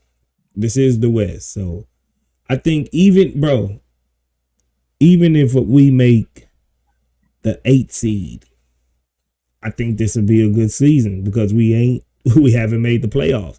So I think as long as we start to play good when we need to play good, and I granted, this is the West. I'm not saying I don't want to stack wins, but when it's time to win and it's time for us to be playing our best basketball, up in February, March, April, I'll be happy. But this is concerning. But we seen this with Udoka's type teams. EF. Yeah, I agree. Yo, what's up, everybody? What's Hey, look, happening? this the thing. All right. First of all, y'all don't mind, man. Can I make trades today? Oh man, you already trying to trade somebody else? Is this the If first I can make game? trades today, We already get a classic trade. we can start it out right out the back, man. Nah, but for real though, it is some stuff that I see down the line, but we ain't gonna talk about that trade. I want to talk about one trade in particular. It's some Rockets fans. I think we need to go ahead and trade them now. You know what I mean? Like, it's been too many years, bro, that these erratic Rockets fans see one game or one half a play and they lose sight of what basketball is. Half a It's play? insane. Half a Listen, play? half a game. You know what I mean? Check out what I'm saying. I got you, Jalen bro. Green is shooting 50% at halftime. He come out, he missed a couple of shots. After he missed like 3 shots, people are going nuts. He need to stop shooting. He need to stop shooting. Well, he's shooting 50%. You don't think if you play sports, if you're a receiver or you a shooter or whatever your position is, and you're doing great in one half, and you come out and you're a little cold at the beginning of the next half, you don't think I'm going to stay cold all game. You miss 3 shots, your mind frame is going to be, okay, my next shot got to fall. You miss 4 shots, oh, my next one got to fall. And yeah, at a point you're gonna say, let me go to the goal. Let me try to get some free throws to drop. But it's not like if you 4 for 9, right? Let's put it in perspective. You 4 for 9. You already shot 9 at halftime. You see what I'm saying? So you shoot 6 more shots. You shoot 6 more shots in the next half. You don't expect to miss them all. It's just not realistic. If you do miss them all, guess what? You just got a contract. This is something that Genius said that I agree with. You just got a contract. When you get a raise at your job, guess what? You got more responsibilities. If you shot 11 3-pointers last year and you just got a rookie extension this year, you better bump that up to 13 or 14 3-pointers, and you better hope you can make them. Your job is to go make those shots. Your job is not to say, oh, yeah, no, I can't shoot them. Your job is to bump up everything you do. That also means assist. I'm not going to disagree with that. Yes, you got to pass the ball better. If you're coming off the screen and they leave it open, guess what? What people don't realize, this is what I like about Frank. Frank knows what I'm finna say. If you come off the screen, why is Jalen Green not making the assist? Because they loaded up on that side of the defense. They load up on the weak side when they set when you set the screen, when they back off of you and they go under, that's because that side is loaded up on. They're gonna load up on the weak side, so that pass is hard to make. Okay, now is it his job to be able to make that pass? Yes. Is it natural for him to make it with the way that he dribbles? No. But what he is a shooter. He's not necessarily a passer. So you got to expect for a shooter. Shooters shoot. Shooters shoot. Reggie Miller would shoot the ball. Okay, Jalen is a shooter. All right. I digress on that. Yeah, But what I don't mean to cut you, EF, but well, hold on. Don't cut my wisdom. Don't cut my wisdom. I've been Don't sitting here cut for a my while. wisdom. Let me chop it up. Ime has always been offensively suspect. He was offensively suspect in Boston. Remember the games that he was playing in the playoffs where it looked like where it looked like the offense was getting stagnant, and people were saying his offense is getting stagnant, and his defense, it was Time Lord coming off the weak side to block shots that was winning those games for him. It was Al Horford's veteran leadership that was winning those games for him. It was not Ime's great offense that was winning those games. So when we was talking about great coaches to get, Ime was not my first choice. I was looking at coaches that was going to be good for our offense, like Mark Jackson, Sam Cassell. Those were the guys that was on top of my list, and Ime was like second or third because I'm a defensive player. So don't get me wrong, I love defense as a coach. I love Ime as a coach because of his defense, but it was not because of his offense. It was not because he's from the pop tree. It was because he's a great defensive coach. Here we go. Now, with all that being aside, Jabari's confidence is shot. I think that has a lot to do with Ime. I think that ultimately Jabari has to get into a like everybody's been saying. Jabari has to get into a rhythm where they're passing him the ball more, getting him open touches in the paint. That's going to be effective for him. And people got to lay off Dylan. Dylan did Dylan stuff. Dylan was a plus 11 or something like that for the game. He made some Dylan Brooks plays, but he also made some Dylan Brooks plays when we needed them. And ultimately, I think we got a good team. It was the first game. You have to remember that when LaMelo Ball is healthy, the Charlotte Hornets are a playoff team. Not only is the Charlotte Hornets a playoff team, LaMelo Ball is a top 5 point guard. And I would take LaMelo Ball. Remember, I said this last year. To me, LaMelo Ball is a better point guard than Ja. And I would take LaMelo over most point guards in the league. I love pass first point guards, and it's pass first, defense, and then scoring to me. So LaMelo is a top 5 point guard, and when he's healthy, they're going to be a problem regardless. Go ahead, James. Yeah, I was just gonna say, I agree with most of what you said, but except the part that you're saying that Jalen should just take the shots, and I don't necessarily agree with that. For one, he's not a good shooter. Secondly, that's exactly what the defense wants him to do. That's exactly why he's open. They want him to take that shot. So as a coach, you don't just give in to doing what the defense wants you to do. You got to be more creative, because Jalen basically shut us out of the game in the third quarter when he was jacking all those threes, because nobody else was touching the ball during that stretch. So that's one of the reasons why we lost that lead. So I don't necessarily agree that just because you come off the screen and you're open means you must take the shot. That's just exactly with why they leave Armin Thompson open. Like, we don't want Armin Thompson taking 7 or 8 threes just because he's open. Ime's got to be more creative and fix that problem. So that's all I wanted to say. I mean, I agree with everything else he said, except that, shooter shoot. Jalen, he's not a shooter over his career. He's actually like 31% from 3. That's not the type of guy you want taking 15 shots. Yeah, let me respond to you. It's not that I feel like he should take bad shots, but what I'm saying is, you say he's not a good shooter. He's not a great shooter. He's a good shooter. How do we know he's a good shooter? Do you remember the game against the LA Lakers his rookie year, where he single-handedly beat that team, hitting clutch threes down the stretch? Do you remember the last half of last year where he shot lights out? Do you remember a player by the name of Vernon Maxwell who shot 34%? Do you think Vernon Maxwell is a great shooter? Vernon Maxwell shot 34% for his career.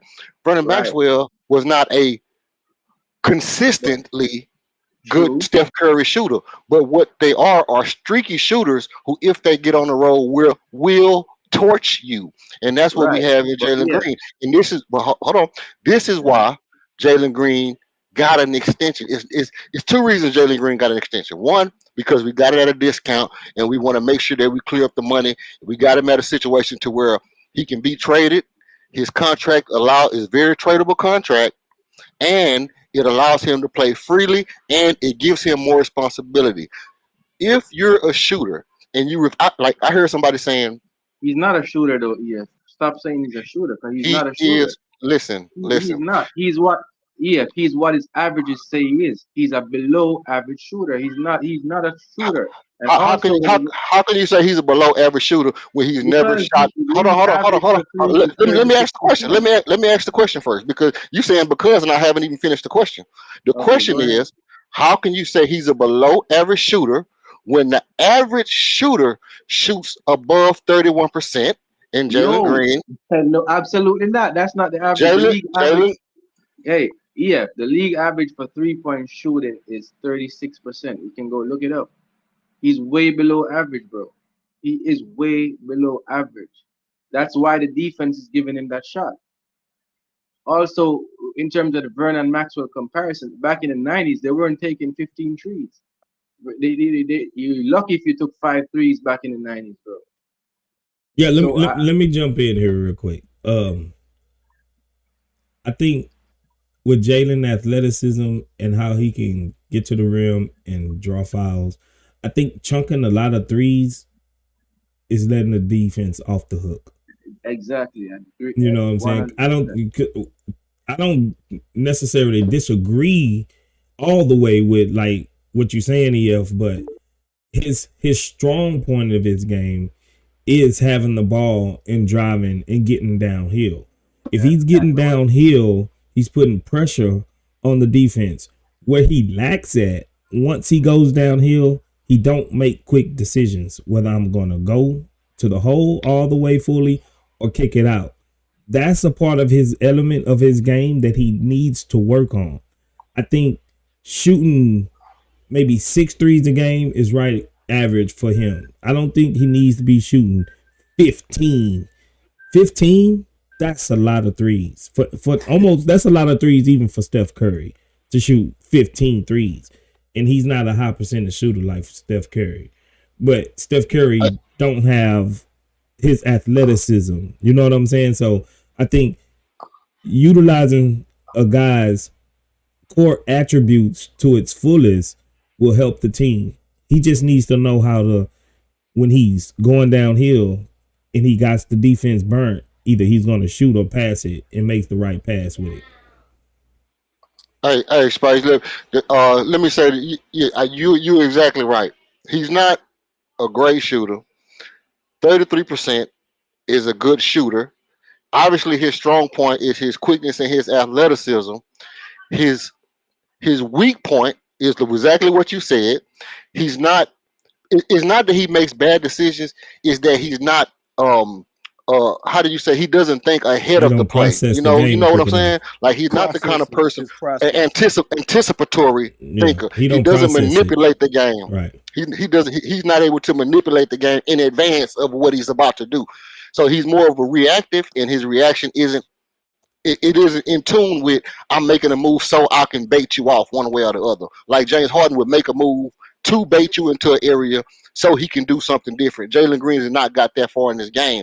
I also remember that James Harden was on the bench for 3 years before he became a star. Jalen Green has been playing for 3 years. So, I mean, it's a lot that goes into it. But I just think that I'm going to say this and I'm going to fall back. I just think that you have to give an account of the fact that 33% is not a bad shooter. And if you say, if Jalen Green shoots 15 threes and he scores 28 points, you know, you can't really you can't say he shot you out of the game, because what that means is when he misses, guess what needs to happen? You need to have rebounders that can rebound. But how many of those 15 did he make? He made 5 out of 15, which is 33%. 33%. There was an interview on the radio today, I think, with Stone talking about Jalen and kind of give some insight as to what you guys are talking about. He was talking about Jalen's role on the team. And he says they want Jalen that even though he took a lot of threes last year, they actually wanted to take more. He might have actually said 15 up to that number. That's crazy. Nah, but listen, he had a good rationale, though. And I kind of agree a little bit. I think there's some nuance to it, but his point is that Jalen is a scorer. So I disagree with EF in that. It's just semantics, but Jalen is not a quote-unquote shooter as we understand what a shooter is in the NBA. I think that's where him and brothers arguing, but it's semantics. I know he doesn't mean, I know he doesn't mean Jalen is like Klay Thompson shooter. When he's saying Jalen is a scorer. So for a scorer, the efficiency is really, you can't really look at the efficiency. That's like when people try to argue about like Kobe's efficiency. To me, it's stupid, bro. Like you gotta it's more of the process. So for Jalen, it's not the efficiency, is the type of shots he's making and the type of shots he's taking. If he's taking the right shots, it's make or miss, bro. You got to live with it because that's his job on the team, is to take those shots. Like if he's not he's wrong if he's not shooting the shots he's supposed to shoot. And if I get on Jalen, it's never because he missed a shot. It's because he's taking either bad shots or he's not taking the shots he's supposed to take. I think tonight, for the most part, he took all the shots he was supposed to take. And but do you think, Frank, if when him's taking all of those threes, it's kind of bailing the defense out? It's nuance. That's the nuance. Is like if he comes off a screen and they're playing under him, he got to take that shot. You got to take that shot, bro, because it just sets a precedent on how teams are going to guard you. To me, it gets out when he starts forcing shots outside the context of the flow of the offense. And he did that a couple of times tonight where he just pulled up, or he'll just get a shot, even though the defense went over and they're right on his hip. He still try to pull up real quick and get a shot, or they're really guarding him tight and he still forced a shot. He got blocked on one of those. So to me, those are bad shots. But his shooting numbers and efficiency, you want it to be like pristine and stuff. That's really elite. But his role, and I think the Rockets understand that. That's why Fred is always out there. You notice they never leave him out there as just a lone ball handler. He's always paired with at least somebody that possibly could like be a point guard. It's either going to be like I said, possibly he's very loose. It's either a man now it's with Reed, or it's going to be Holiday back from last year. So they know what he is. So, and that's why I think what we saw in the preseason of him scoring off ball is very important for his development, because in order to be a well-rounded scorer, you got to be able to do it on ball and off ball. So as far as him, I don't think he shot us out the game. I think, he pressed on a couple of shots. He didn't have a terrible game. I think obviously the defense to close out wasn't bad. I honestly think this game was lost due to Fred was just, he was bad. Like Fred was bad. Fred was terrible tonight. Terrible. Like if he makes just half his shots or even a couple shots, this is a totally different game. Because if he's hitting his shots, the Hornets guard us differently. The way they were able to guard Şengün is because Fred wasn't hitting his shots. Because the two-man game, once again, I've said this in my videos when I make them. Whenever you're a big man and you are reliant on the ball handler, it's a dance, bro. The ball handler got to bring something to the dance for it to go. Because if it's just Şengün, if Şengün is the only one cooking in the pick and roll, I'm gonna stop it, because there's one problem to solve. If the big man is the problem to solve, I will solve that, and I dare you to do anything else. And that's what they did. The beauty of the pick and roll is it's a two dynamic. If you cooking it right, it's 3-4 dynamic.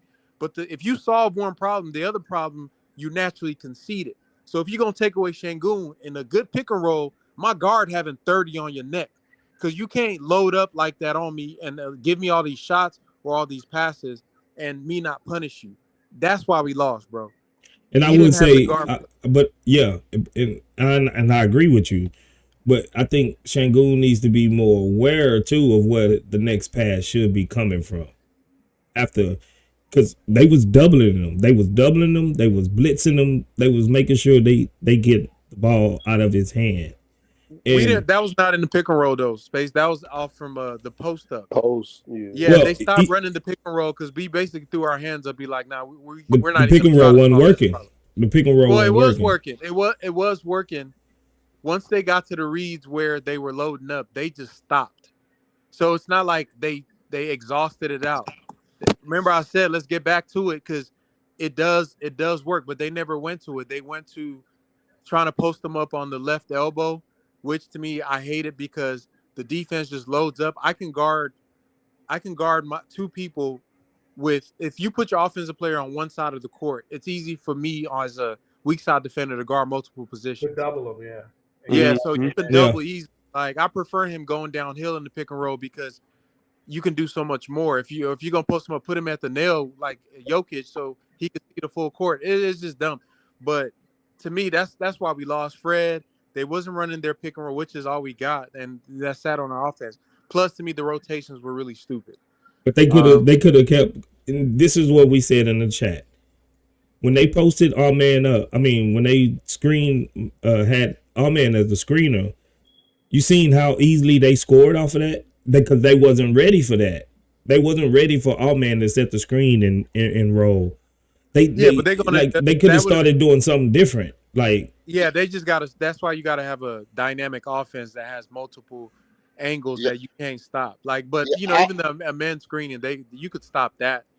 Yeah, I know they could stop it, but at least give it another look. You know what I'm saying? Our wings don't move enough. It's not our guards and our center. It's that our wings don't move enough. Yeah, they just pack the paint. Yeah, Jabari, he just goes to one spot and then he flares out.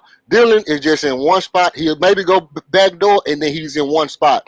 I think when like we've been saying, he keeps That's the offense coaching. vanilla. That's Right. When he say coaching. he keeping the offense vanilla, he keeping it too vanilla. He It's keeping this coaching, shit bro. snow bunny vanilla. We need this shit to be, vanilla bean or caramel mocha or something. We need just a little bit of something in that vanilla that's not gonna make our offense so stagnant. It's yes. Boy, got That's me. even in the Got me chat. wondering. Even in the chat, Frank, I was like, where is the movement? Where That's is been it? to the years, bro. Like I don't know, bro. Like I don't think our dudes shake. Like when we run the pick and roll, usually you're supposed to fill the void of where the ball left with the shooters, and so you rotate up. They don't even do that. I think, well, that's obviously Ime's. That's what they tell them to do, is to stay in your spot and be ready for your passes to get the ball. So that's a philosophy thing that he has. I've seen. I mean, they try to run a couple things in the game, so it wasn't like they just. It's It's just. bad. No, don't It get just me doesn't look. wrong. I don't think everybody needs to be Rip Hamilton out there. Just running all and being loosey goose, but at least relocate. You know what I'm saying? Relocate, go around, go from baseline to the elbow, like set a screen and then cut off that screen. Like what? Like we don't see none of that. Space. Let me tell you the worst part that you could tell that our offense is troubling is how they use Reece Shepard Yeah, in this game. To me, that told me everything, bro. They use this man basically just as a stand-in for like Fred and Jay. like he Fred VanVleet. Yeah, like pick and roll or ISO. Like I don't know, bro. I mean, they try to get him. Like they did some lazy, like little split screens for him that were easily like just one pass over, set a screen, try to get him coming off a curl. But like to me, that was like, man, come on, bro. We're not gonna do this with Reed now. Like you got to get Reed. Like Reed to me is a player. Like I have him all over the place, bro. Yeah, he should be running through like Running, multiple screens and just pulling up. Exactly. If anybody can be used like Steph Curry, like on this team, is Reed Shepard. He the one that needs to be running because they know he can shoot. And wherever he goes, it's going to be 4, 6 eyes, 3 guys looking at him. Then you can get the back cuts. Then you can get the, you know what I'm saying, and all of that. But they don't use, I mean, I don't know, man. Like, that's what I'm about to ask. Can't they use him as a floor spacer just like Curry? That's what I thought they would do. But even Jabari, I mean, Jabari came out of college as a sniper, bro, and we don't even generate 5 3-point shots for Jabari in the floor of the offense. So that's what I'm saying. Where my gripe is with Jalen and coming off the pit, because I believe he has the gravity downhill that he can draw 2, 3 guys. That's gonna open the shots up for guys like Jabari and Fred and Reed, and that's exactly the type of offense that they ran in Boston with guys like Tatum using their gravity. That if you notice Boston's offense, they get so many wide open threes. That's exactly the type of offense the Rockets should be trying to generate, because you're basically relegating. You basically the guy who is guarding Jabari, he's not gonna work on defense because Jalen is not using his strength to use his gravity to pull those guys away from Jabari to free him up, and all the other shooters. When you got Jalen Green taking 15 shots and he's not the best shooter on the team, the guys you want at 15 threes divided up between guys like Fred, Jabari, and Reece Shepard. Those are the guys who should be taking most of those threes. So bro, you know how many double screens and triple screens Reece Shepard would have to fight through for me. Like if I'm drawing them up, bro, everybody's screening for Reece Shepard, and then at least that's when you can start slip screening. Once they see all of these like people, like we didn't set up 2 triple screens in a row, and now the next possession, act like you're gonna set that screen and slip to the goal. Boom, there it is, right there. Like we're not using these guys efficiently. We're not using these guys efficiently, and it's just too like vanilla. Like EF said, this is just too plain. One thing about defense, it's harder to move laterally than it is straight ahead. You know what I'm saying? We get these Yeah. boys moving all laterally, going back and forth, mixing them up. That's why the Warriors are so good. They made you stay on the balls of your feet, made you look at the like ball chase, ball watch. You had the ball watch them because you never know what's going to happen. Then they start slipping you, start back screening you, back cutting, and it's just all works together. Like we're not doing none of this. I didn't see the almond baseline cuts this game either. I seen one. Right? I seen He had one. one for a dunk. I think Dylan or somebody had caught him for one. Oh, it was the backup center, I think. Jacques Lundell. Yeah. I miss KJ. Hey, but Frank, at this point, to be honest with you, I'm not blaming the players because I think we have players who like to cut. Cam Whitmore likes to cut. Armin likes to cut. I'm leaning more to thinking that it's just the offensive philosophy of Ime that's causing this, because if you look at and I just lost my train of thought there for a bit, but I mean, you could be right. I can't imagine. The only other thing I could think is that he gives them autonomy to make those decisions, and they're just not like. I think a lot of our players have tunnel vision when they get the ball in their hands, including Şengün. Like, once they get downhill and they see the basket, it's like, I got to go score over these three players. Aman does it, Jalen does it, Şengün does it. Sadly, our vet. Hell, Tari even does it. Tari actually had a pass out of a drive that I was proud of him. You had Fred VanVleet does it. Dylan does it. Bro, we just got a bunch of tunnel vision people, bro. And it's like, what made the Boston Celtics, even though their offense was very basic, but it was like, we're going to get penetration, then we're going to kick it out, and then we're going to keep driving and kicking until we get a wide open three. Because you're going to keep trying to scramble and reset your defense. Now, they have a bunch of older vets, players that are been in the battles. They're smart, so that works for them. It's one of the things about having a young team with a lot of young guys that they got to buy into that type of basketball, bro. And I just don't know. I think I trust Ime, so I'm hoping that he sees something, but he's trying to get it there naturally where they really do it, instead of him telling them exactly what to do, because I'm sure he could tell them what to do, but that's why I said give it time. Like, are we better than we looked? Are we better than last year? Like, and to me, you can't tell off of one game, but when you see a group of games, 5, 10, 15 games, you'll be able to see if the team is actually better. It may not look pretty in the game one, but it's still, they still trying to figure stuff out. Like, every new season, it's new hierarchy. Like, two people got paid, right? So how do they fit in? Like you was talking about, somebody was talking about earlier with Jalen taking them shots. As a young player with money, not on a stingy tip, he probably think like, I got to do something to try to make sure we don't lose this game. So is there does Şengün, I got to do this, and then he's rushing stuff. Like, they got to trust each other. It's like so much stuff that needs to happen. For me personally, I didn't see anything that's like super egregious, even as vanilla as we were last year. To me, with that team, if everybody was healthy, they would have made the playoffs. So it's just, can they take that consistency leap of not just doing stupid stuff for multiple games? So they had a good half, a terrible second half. Then are they gonna put together a full game against Memphis? Because John Moran, to me, he's a different beast. Yeah, he's not playing. That's gonna be pressure, bro. So we definitely looking better, man. I mean, that's a fact. Look, if you like you say, 2 quarters we played excellent. 1 quarter, a quarter and a half, not so good. And then if you really put it in context, down the stretch when we was behind, we played quality basketball. You know what I mean? So, it was too little too late. Yeah, we should not have been down. But if you really look at it down the stretch, Fred stepped up, came through in the clutch. Dilling stepped up, came through in the clutch. Jabari played some strong basketball, missed some free throws. Okay, yeah, But, all in all, a quarter and a half. And just like Frank was just saying, one of the things you have to look at is basketball is a 48-minute game. And what you really have to give an account of the fact that parts of the game you're going to have lapses. What the good teams do is manage when they have their laps. Nobody plays a perfect game all the way through.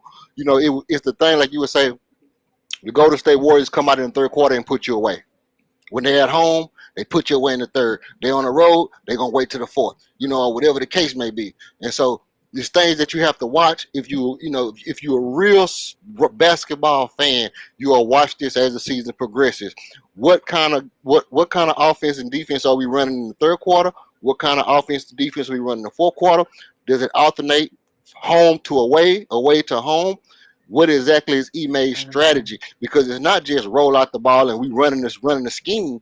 They have a strategy to say, okay, we at home, we're going to play this way in the second half, or this way in the third quarter. We're going to do this in the first quarter. We're going to do this in the second quarter. Oh, when the second unit goes out, this is the offense they're going to be running in third quarter. And so it's not just one strategy all game long. But they gotta be. They gotta be fluid. Like I don't see no different strategy being put out there. Hey, can I jump in here real quick, bro? Yeah, go ahead, Rich. I was about to come to you, bro. Go ahead. It's all good, man. Salute. Hey, man. I don't know who that was in the beginning when I first got on. You gave the mic to. You can't give everybody a mic, bro. But What'd he say? What'd he say? Who you talking about? Who you referencing? What they were saying? I think it was. Probably was E.F. Hutton because he say wild stuff. It's all good. But nah, I'm not here to clown nobody, but not real talk. Like, nah, we all family here, bro. Right.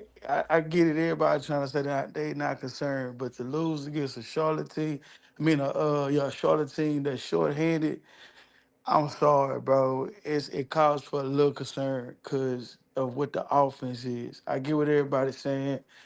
Game one, you got to figure out the kinks. That's how it goes when every new season is gonna be different. You know what I'm saying? So I get it, but at the same time, you don't lose this one. You don't lose this game. By no means necessary. You at home.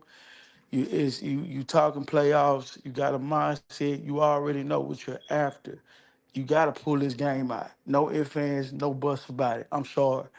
And I think I'm hoping Adoka, because he got to look at himself in the mirror with this one, because really, honestly, he coughed this game up. You know what I'm saying? And I get it. He's trying to figure out his rotations.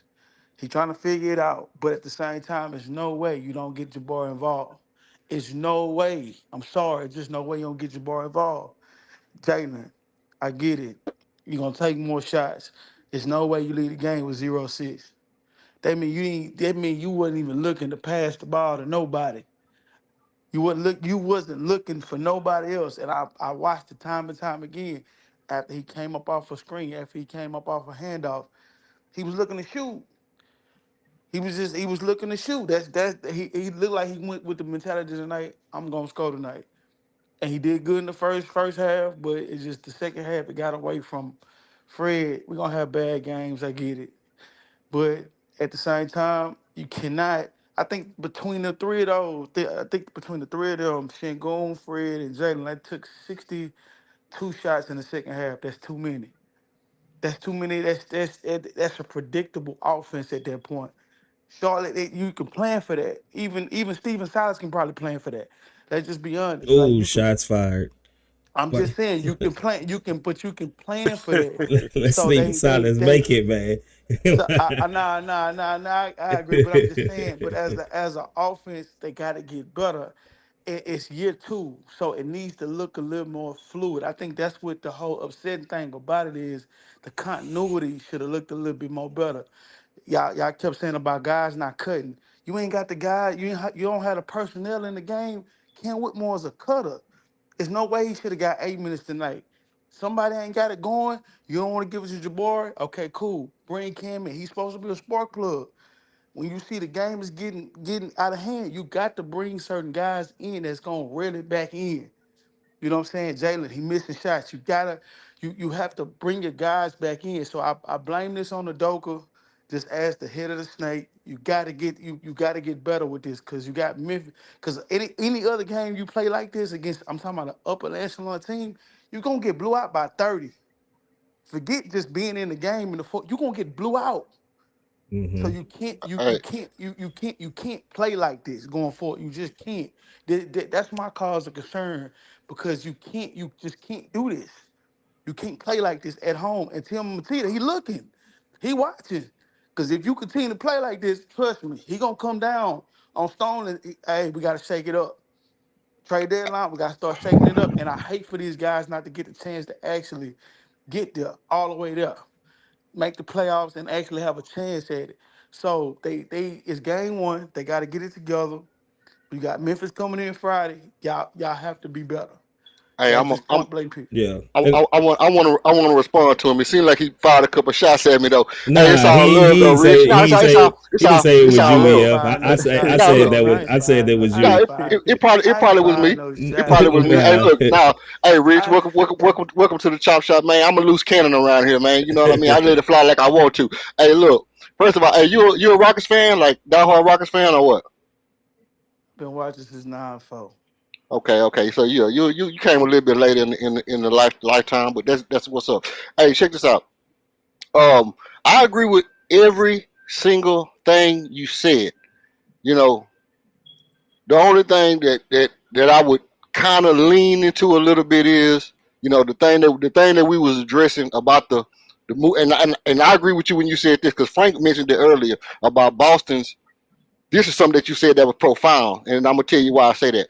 Because Frank said, well, Boston had the players they pass and they cut, right? You know, dribble. Then they would dribble, drive, and dish, and keep dribble, driving, and dishing until somebody got open for the open three. And then you said we don't have the personnel, which is something that I wholeheartedly agree with. We don't really got the players who can dribble drive a lot, you know, because Jabari is not a dribble driver, and Dylan can, but they don't really respect him in that capacity. So you know, a lot of times it's left up to Jalen because Fred can dribble, but he's not a threat once he drives, right? So once he dribbles, you're only going to play the pass. You know what I mean? Fred start to go into the goal, everybody's going to their man. They're not worried about Fred doing nothing inside the paint. So the only person that really can dribble, drive, and really put pressure on the rim on our team is Jalen. So I agree with you on that. Which the fluidity of that is what I'm talking to when you talk about being fluid. The point I'm making is the reason the offense is set up like it is, and when you the reason I wanted to respond because I think when you came in, I was talking about the fact that in different times of the game you had different strategies. Now, if you look at the team when Amin and Cam is on the floor, they have more of that. They have more of that driving, cutting, backdoor cutting, driving, cutting, because those players are capable to do that. Now, when we out there with Jalen and Fred, you have noticed that that's not really the offense. It's really set up to, okay, we're going to run this pick and roll with Shangoon, and if they play up, we get in the ball of Shangoon and let him body somebody because that's what Shangoon can do. And if they go under the screen, we gonna rely on Jalen to make these shots or beat his man. If he can't, then he'll get a ball to Fred, and Fred will do some magical shit if he can. That's really the way the offense is set up right now, and that's not a great offense. But here's the thing: with the injuries last year, we did almost plus 20 our record, and we did almost make it in the play-in. What we're dependent upon this year is that guys don't get hurt. The guys who's supposed to take a leap take that leap, and then the guys who we brought in, Steven Adams, Reed Shepard, Tari being back, that those guys contribute and get us a couple of extra wins that would probably, you know, like we're saying, it's a gauntlet in the West. 5 or 6 wins could get us into the seventh seed, sixth seed, you know, and so that's what we kind of, that's what we kind of banking on. So it's not like I was saying probably when you came in, it's not just a one strategy thing. You know what I mean? It's going to be different strategies throughout the game. Yeah, but I think I disagree with both of y'all on part of the do we need certain personnel? Anybody can cut. Any and everybody can cut, bro. You don't need no certain guy out there that's gonna cut. Everybody can cut. Everybody just needs to move. You can move. Like, I don't know. You don't like, am I tripping? Like, if you set a screen, cut. Or you on the sideline, I mean you on the baseline, cut. You don't need a certain guy to cut. Everybody can cut. And everybody just stand around and look at the ball and ball watch. Anybody can cut. Get these guys moving, get these guys cutting, get these guys. I'm not saying everybody got to have the ball. Just start moving these guys around. Even if these guys don't even have the intention on getting like even backside, get some backside movement, get some people moving. So the defense just can't sit there and hone in on whoever got the ball. That's Right. all they have to do. Start moving. Anybody Right. can cut. Just start cutting. And I think it's just want to more than just design. Like you don't have to design a cut every play. You see Right. a scramble, cut to the ball. You see somebody going and doubling, cut. You see your man leave you, cut. Your man ain't looking, his back turned, cut. Like you don't Right. need a certain man to cut. Just cut. Just I know. move. I agree with you, Space. I ain't say I wasn't saying about the personality, I mean the personnel. I said at the time for the guys that we need to have that mindset to cut, they wasn't in the game. I wasn't saying Yeah, I don't care yeah. about No, the no, no, no, no, no, no. I agree with you saying. But that's what I'm saying. It's on our guys. They need to move. They need to cut.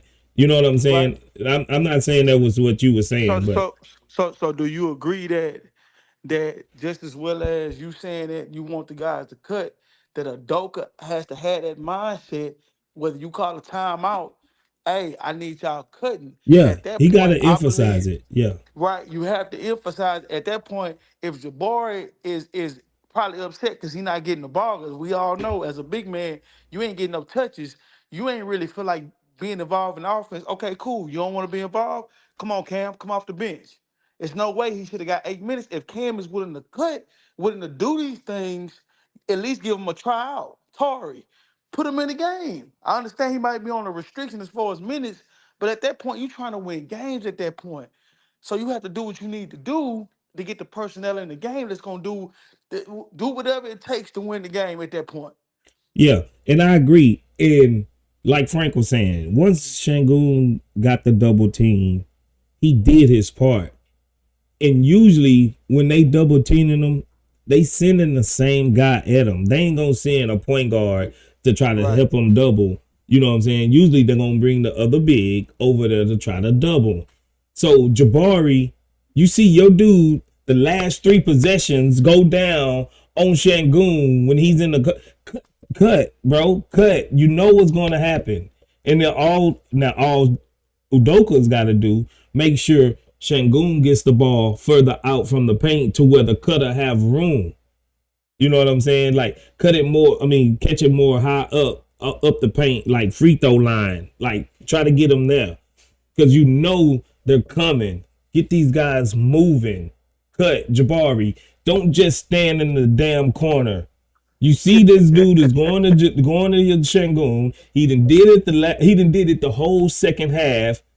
Cut to the damn hole, bro. Like why are you standing there? Space, is that IQ though?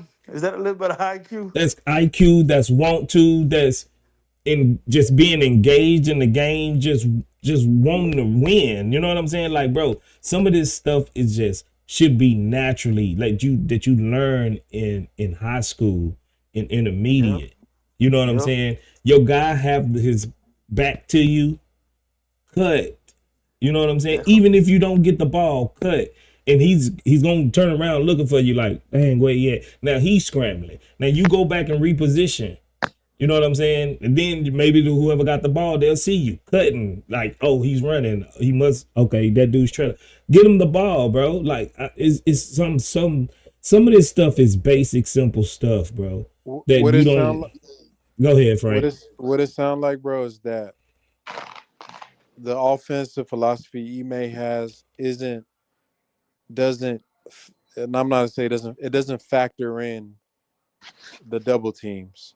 Like, not Yeah, saying they don't plan on it, but I think they plan on it and say that if the double teams happen, then we do X, rather than building the offense with the mind that the double team is already there. And I think that's really a reflection of kind of their hierarchy and priorities on how they built the team. Like, for example, you think about teams like Denver or Sacramento that have big men that pass. Right. Both Jokic and Sabonis operate out of the kind of by that free throw line, that nail area. So basically, just like we do with Şengün, where he get the ball and they go into DHOs with the guards, they do that inside the 3-point line because their offense gives the big man the same read that we do with Şengün and the DHOs, the 3-point line, which is for the guards to go ahead and cook, but also gives them the option to initiate their own post-ups from that level. And also, off of that, they know that if the double comes, that the rest of the team can then cut to the basket doing that. So Exactly. to me, ours is it's a philosophy thing that is really trying to get into the pick and roll more than actually what the pick and roll causes, which is a double. So it's on coaching. I'm not gonna lie. Just thinking about it schematically, like if I know for a fact that teams want to double my center and he can pass, I'm gonna put him at in front of everything where he can see everybody and make all the passes. And then if I assume that he can make all the passes, then I can run an offense off of that. I can still get into my pick and rolls. I can still get into DHOs. I can still have Jalen screaming off, get into the basket, screaming off. It's just, and then I could still do the stuff with Reed Shepard that we were talking about, where like we saw like how they do with KCP or Michael Porter Jr., where they come get the initial screen, the defender aggressively tries to fight, and then they rescreen and get like a little midi or a 3-point shot off, or reposition. You know what I mean? So it's it's the philosophy, bro. Even if you gotta let Şengün bring the ball up the court, point center. Okay, if they're gonna send somebody, like let them try to start, get into a high post back down, like start a little higher up. Oh, you see something that dude's coming, then you know where he's coming. You got room, you can see, you can look, give it up. You know where he's coming from. You know which man is coming, unless they gonna send 2-3 different dudes. Like you know where he's coming from, bro. Like you can. I don't know, man. Like some of this stuff is just easy. MA's over there. You see him talking to the guys on the sideline at every free throw, every like mid break, commercial break. He's always, what is he telling these guys? He ain't telling them to cut. He is like, you should hear him screaming, here come the cut. Like, I mean, here come the double. Like, bro, like it's simple. This stuff is simple that can be easily fixed. And then once you make them adjust to that, then you add that other wrinkle. Like I don't know. I don't know what we got to do to get some actual movement in this offense, bro.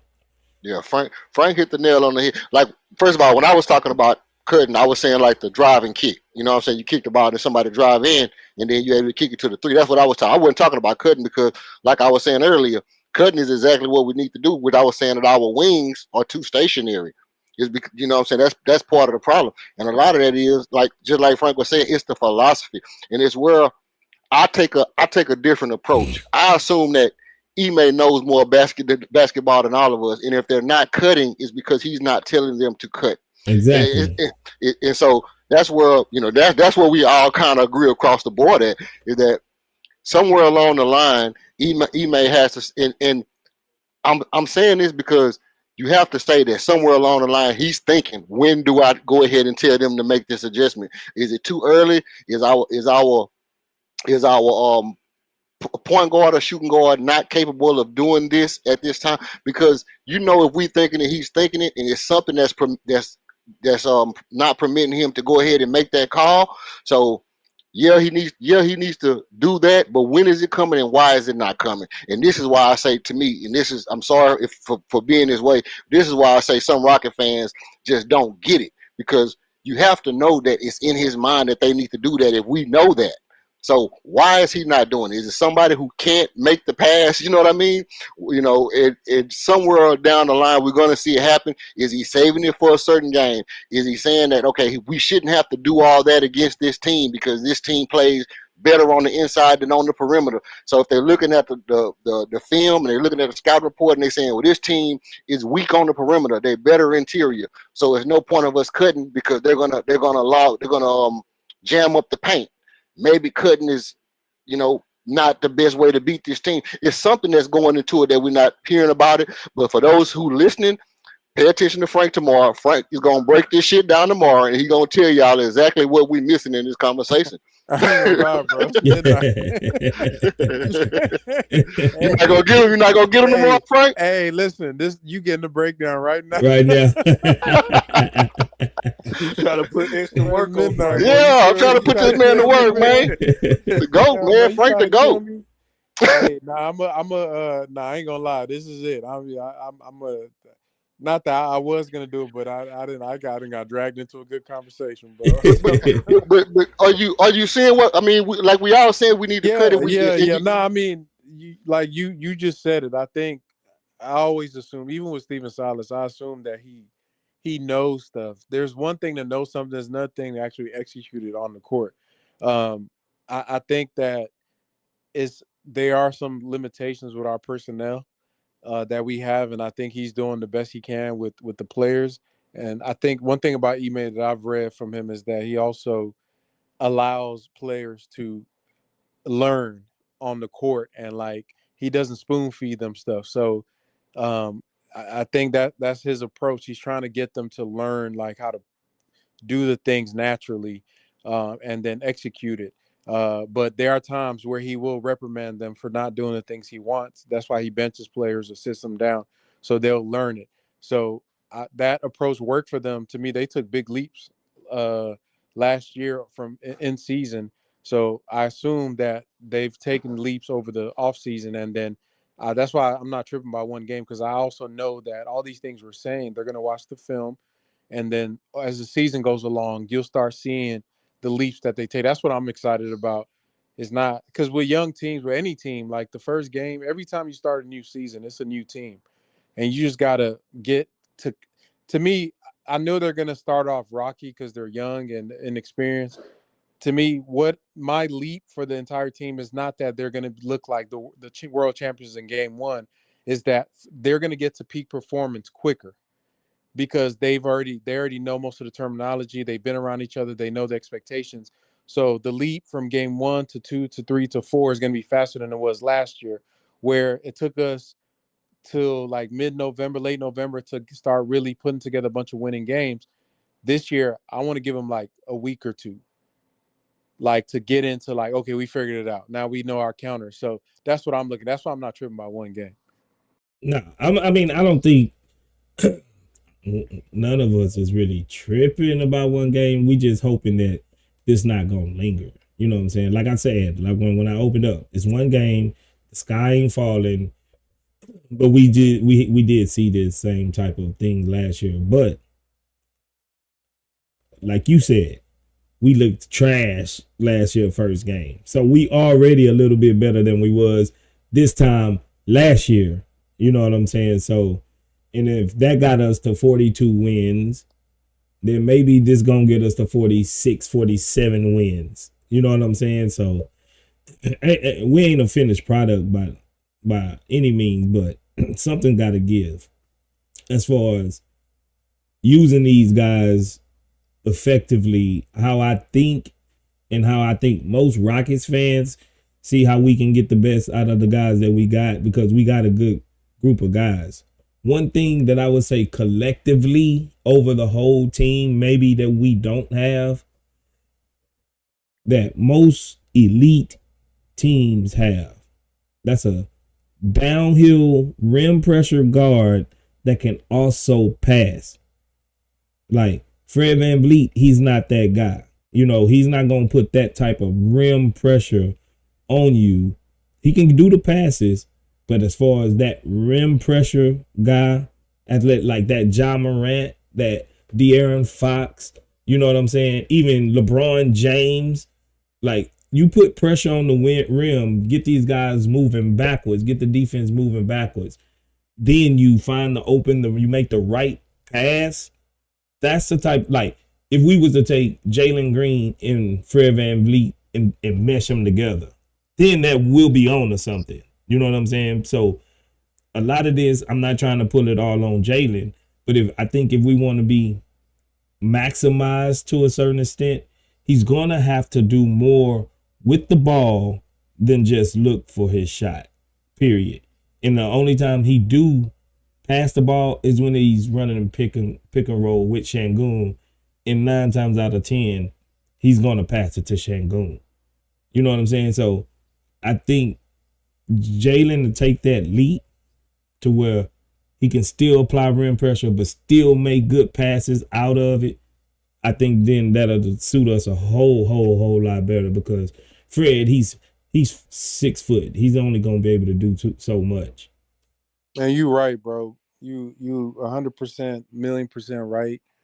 The question is, when you look at them teams that don't have those players, that have alternates, like it's going to be teams that have big men that are their centerpieces, and I think we gotta mismatch. We got a meal we trying to cook a fish meal where we got nothing but beef, like. And I think at some point, it's gonna come to a head where they're gonna have to really look at what the philosophy is of this roster, because I don't think there's always been that kind of like I think they want Jalen, or whether it was Kevin Porter, to be that what you're describing, but to me, Jalen he's a classic 2 guard. Like, he's a classic 2 guard that's going to be a guy that you want scoring off ball. And for the guy you're talking about, Space, you hope Reed can turn into that player, not really the kind of the rim pressure, but a guy that sees everything and can just work off of that. So I think he's a hope for us. Hopefully a man develops over time, but that's going to take time. So I don't know, but I think that they need to just find ways to not just limit themselves to specific pick and roll, or like they try to go to LP in the post, which they did all last year in isolation when they needed a bucket. More often than not, that's a good outcome. He's gonna get fouled. He's gonna force a double where he kick out to a 3-point shooter, and if Fred and them weren't trolling, that's really what Ime. So Ime was doing what he was going to old reliable, but I think if that's what they're going to do, if our guys have bad shooting nights, then we're going to end up losing to the Hornets. And that's why it's having the variance and having different looks is going to be important. I still, like I said, it's just, to me, it's a bad mix of different things happening. I think even with the team they had last year, if everybody was healthy, you assume guys got better over the summer. I still think they're a good team, man. We can do a lot of damage with that. I don't think this year is going to be the final product. We're still waiting on a lot of young players to learn stuff and develop. The Jalen Green thing, I think Jalen, honestly, I think he's found his role. I don't think he's like going to be like James Harden or even John Morant, where he's averaging 10 assists. If he can, now, I don't know who said it earlier, but yeah, it's unacceptable for him to have 0 assists in a game, bro. You can't take 23 shots and have 0 assists. That's tunnel vision. But who knows? Maybe a lot of those passes were to Fred VanVleet. So who knows if he could have had more if guys were just hitting shots. So, but now you're right. They just got to use their strengths, which is what we saw last year, run in transition and hit your shots when they're open, bro. And if they're not going to do that, we're going to lose a lot more games. I just don't think Fred is going to be this bad, because he is the straw that stirs the drink. Yeah. Fred was the MVP of our team last year. Like, when he played, when he's playing, we're usually winning. And tonight he was horrible. And I hope it's not a trend, like he's lost a step or he's getting old. But yeah, he just got to be better. I think if he's better, we win, ugly or whatever not. But he's the closest thing we got. But I think going for like big picture championship wise, at some point, you want a guy that when they have the ball in their hands, they can do everything with it and make all those passes. I'm gonna get ready to close it out because it's past 12 already. But if I was this franchise, if I was this team, I would dump all my resources, skill wise, development wise, into our man Thompson to eventually get a shot. I like the floater that he got going on. You know, he hit a 3-point shot tonight, but how few and far in between is that going to be? He is that type of longer type of Russell Westbrook type of guard, but he makes smarter plays with the ball than Russ. And we see the type of impact Russ have without being able to really shoot. But I would say, I don't know about, I think he probably is a little bit more athletic than Russ. Well, at least longer, higher leaping. He can pass the ball. He's tall enough to see over the whole court. Ideally, our man Thompson would be that type of guy, but he just needs to develop a more consistent shot. And I think everything else is going to come into play because he's smart. He hustles. He can rebound. He can play defense. If I was to pick anybody on the court, on our team now to be that guy, it would be our man Thompson. And I've done everything into him to make sure he's going to be, that guy. I like the prospect of Amen Thompson having a better shot. I just don't want to put him in a situation where we're putting so much pressure on him to have a better shot. Like if it comes naturally and it's things that's working within the flow of the offense, and he's getting a good look and he can take that shot with confidence. Yeah, that's what I want from him.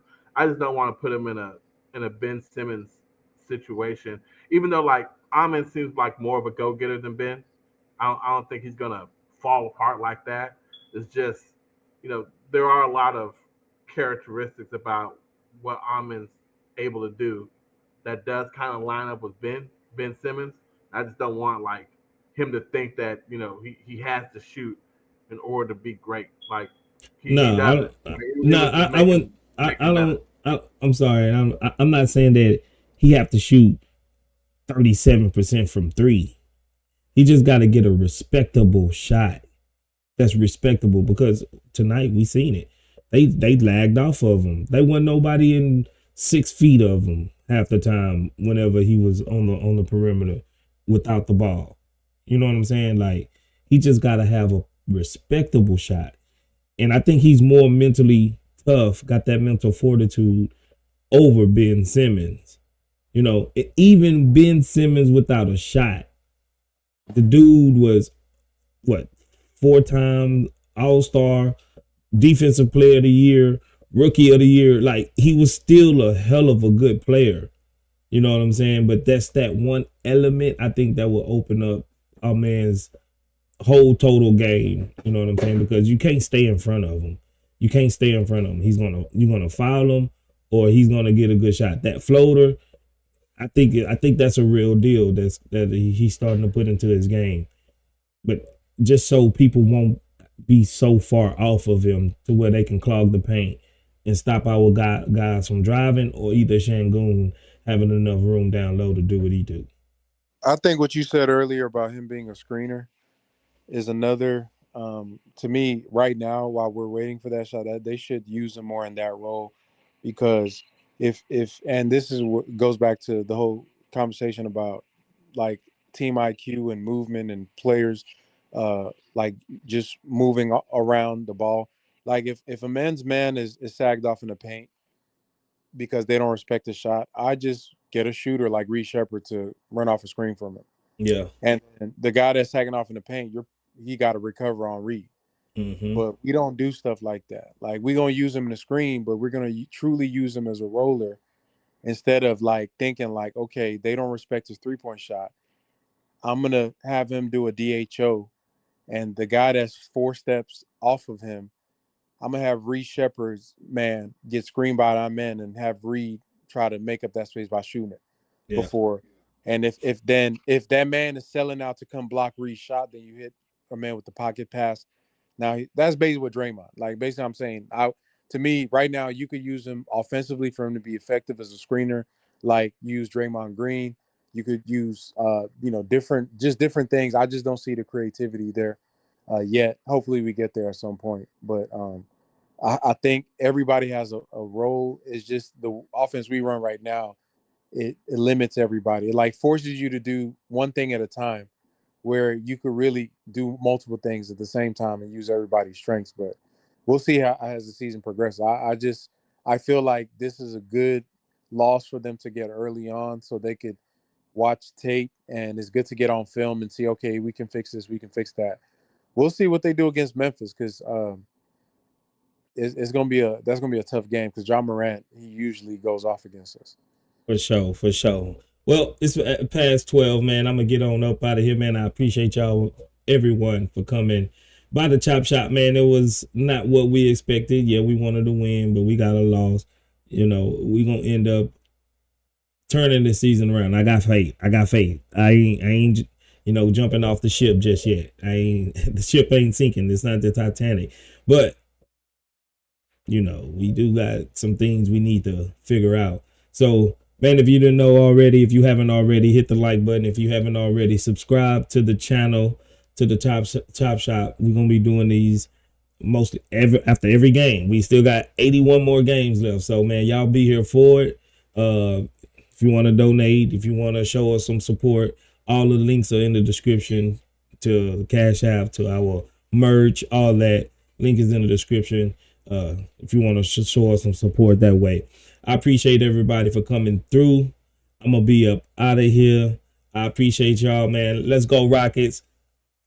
Still early season, 81 more games left. I appreciate everybody on the panel that came up and talked. Frank, EF, Cosmic, DJ Generation, Third Coast Alliance. Man, y'all know how we rock. I appreciate y'all. Brown Christmas, Uncle Charlie came through earlier. I'm going to get up out of here. I'll be seeing y'all when I see y'all. Let's go, Houston Rockets.